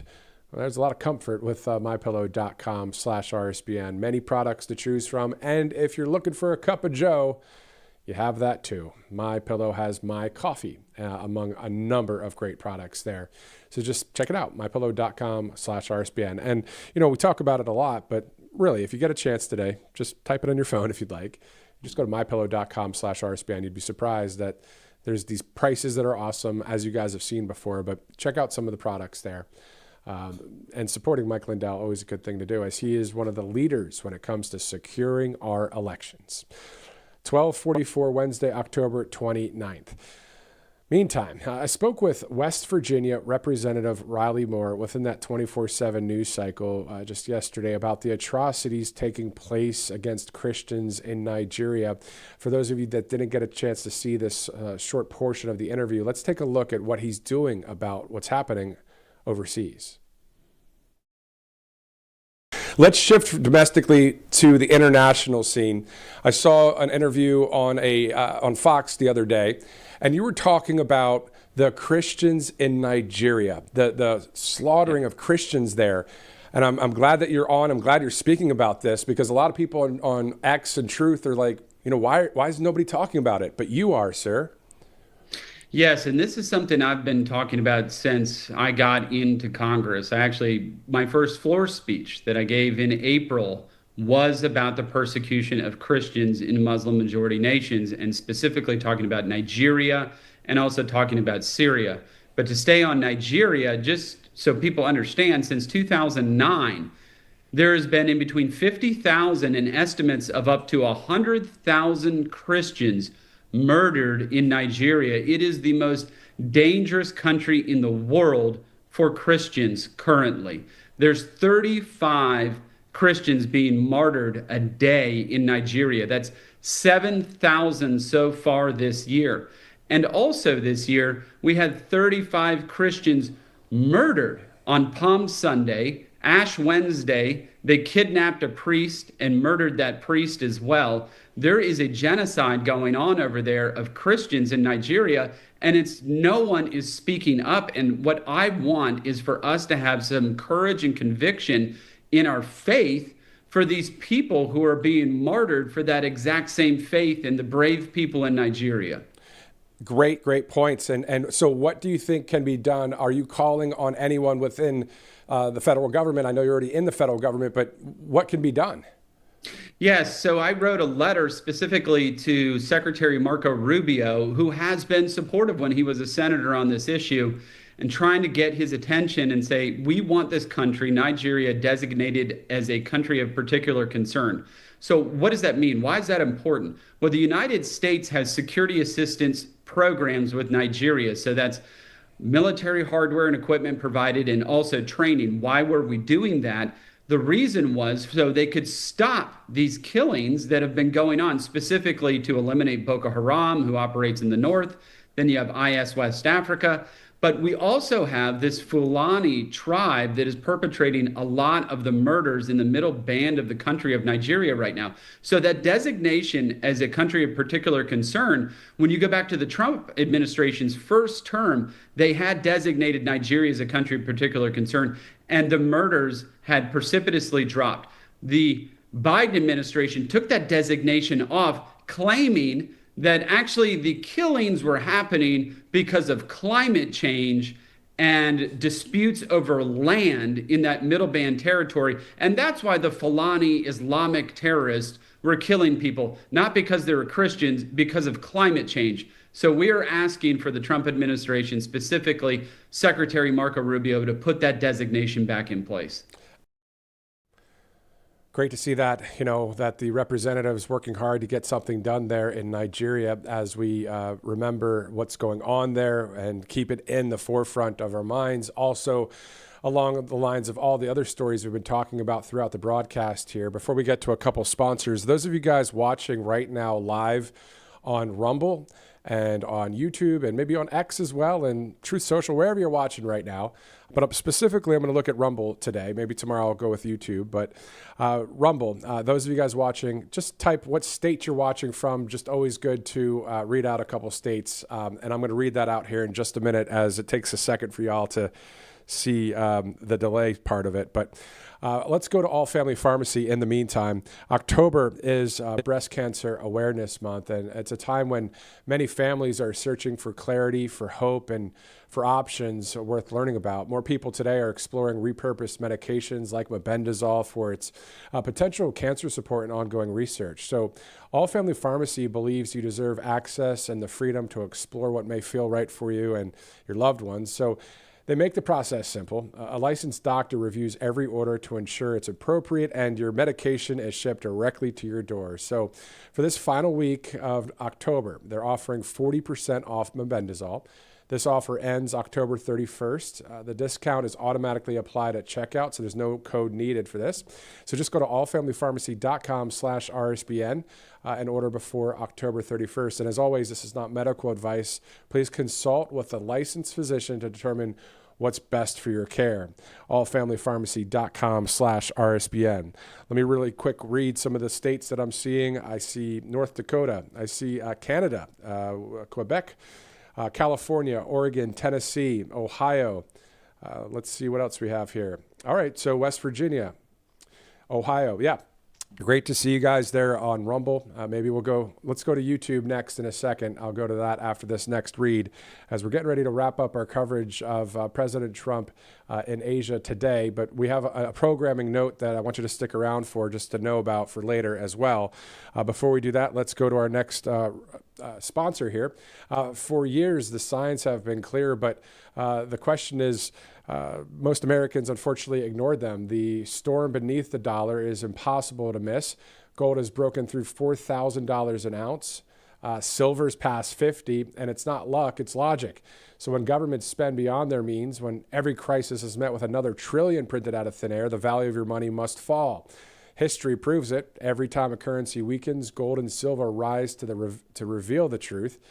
These metals don't depend on promises. They don't vanish when confidence collapses. They endure.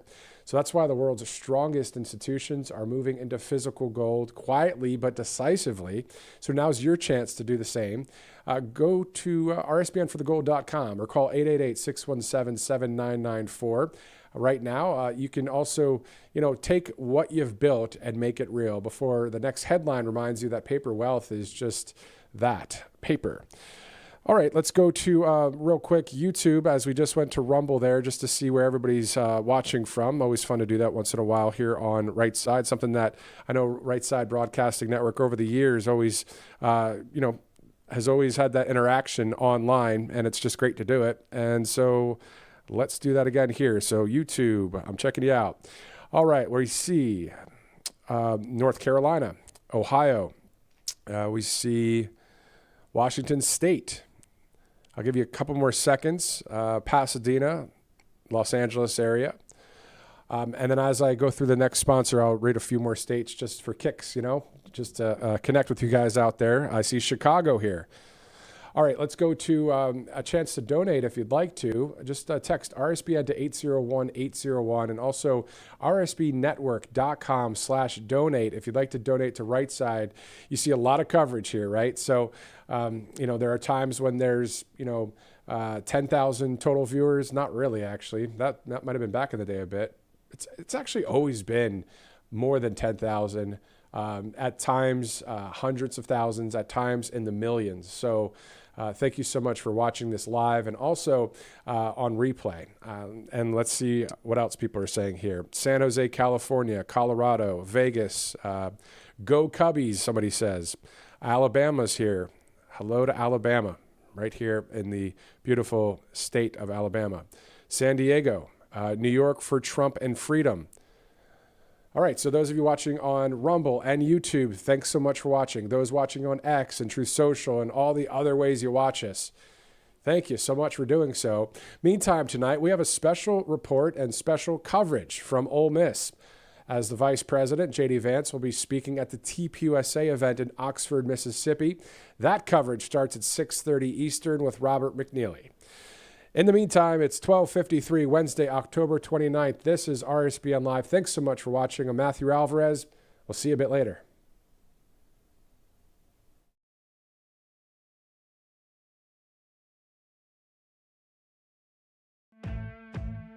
Welcome to Right Side Broadcasting Network, your trusted conservative news outlet. At RSBN, we deliver the truth when the mainstream media falls short. Since 2015, we've proudly broadcasted every single one of President Trump's iconic MAGA rallies, bringing you the excitement and energy live before anyone else. By watching RSBN, you get an unfiltered front row view of the action on the ground. We interview the crowds to give a voice to millions of Americans just like you. We show you President Trump's speeches in their entirety, free from interruptions and censorship. We cover the stories that matter to you with the integrity and passion you deserve. Thank you for choosing RSBN as your home for America First News. Together, we stand strong, united, and informed. So join us and be part of the right side of history. Hey y'all, it's Silk from the Diamond and Silk Chit Chat live show. Look, don't forget to check me out right here on RSBN Network. Be sure to watch the show on Right Side Broadcasting Network, and I want you to support Right Side Broadcasting Network. Yes, it's imperative that you do so, okay? I look to see y'all soon. Bye-bye.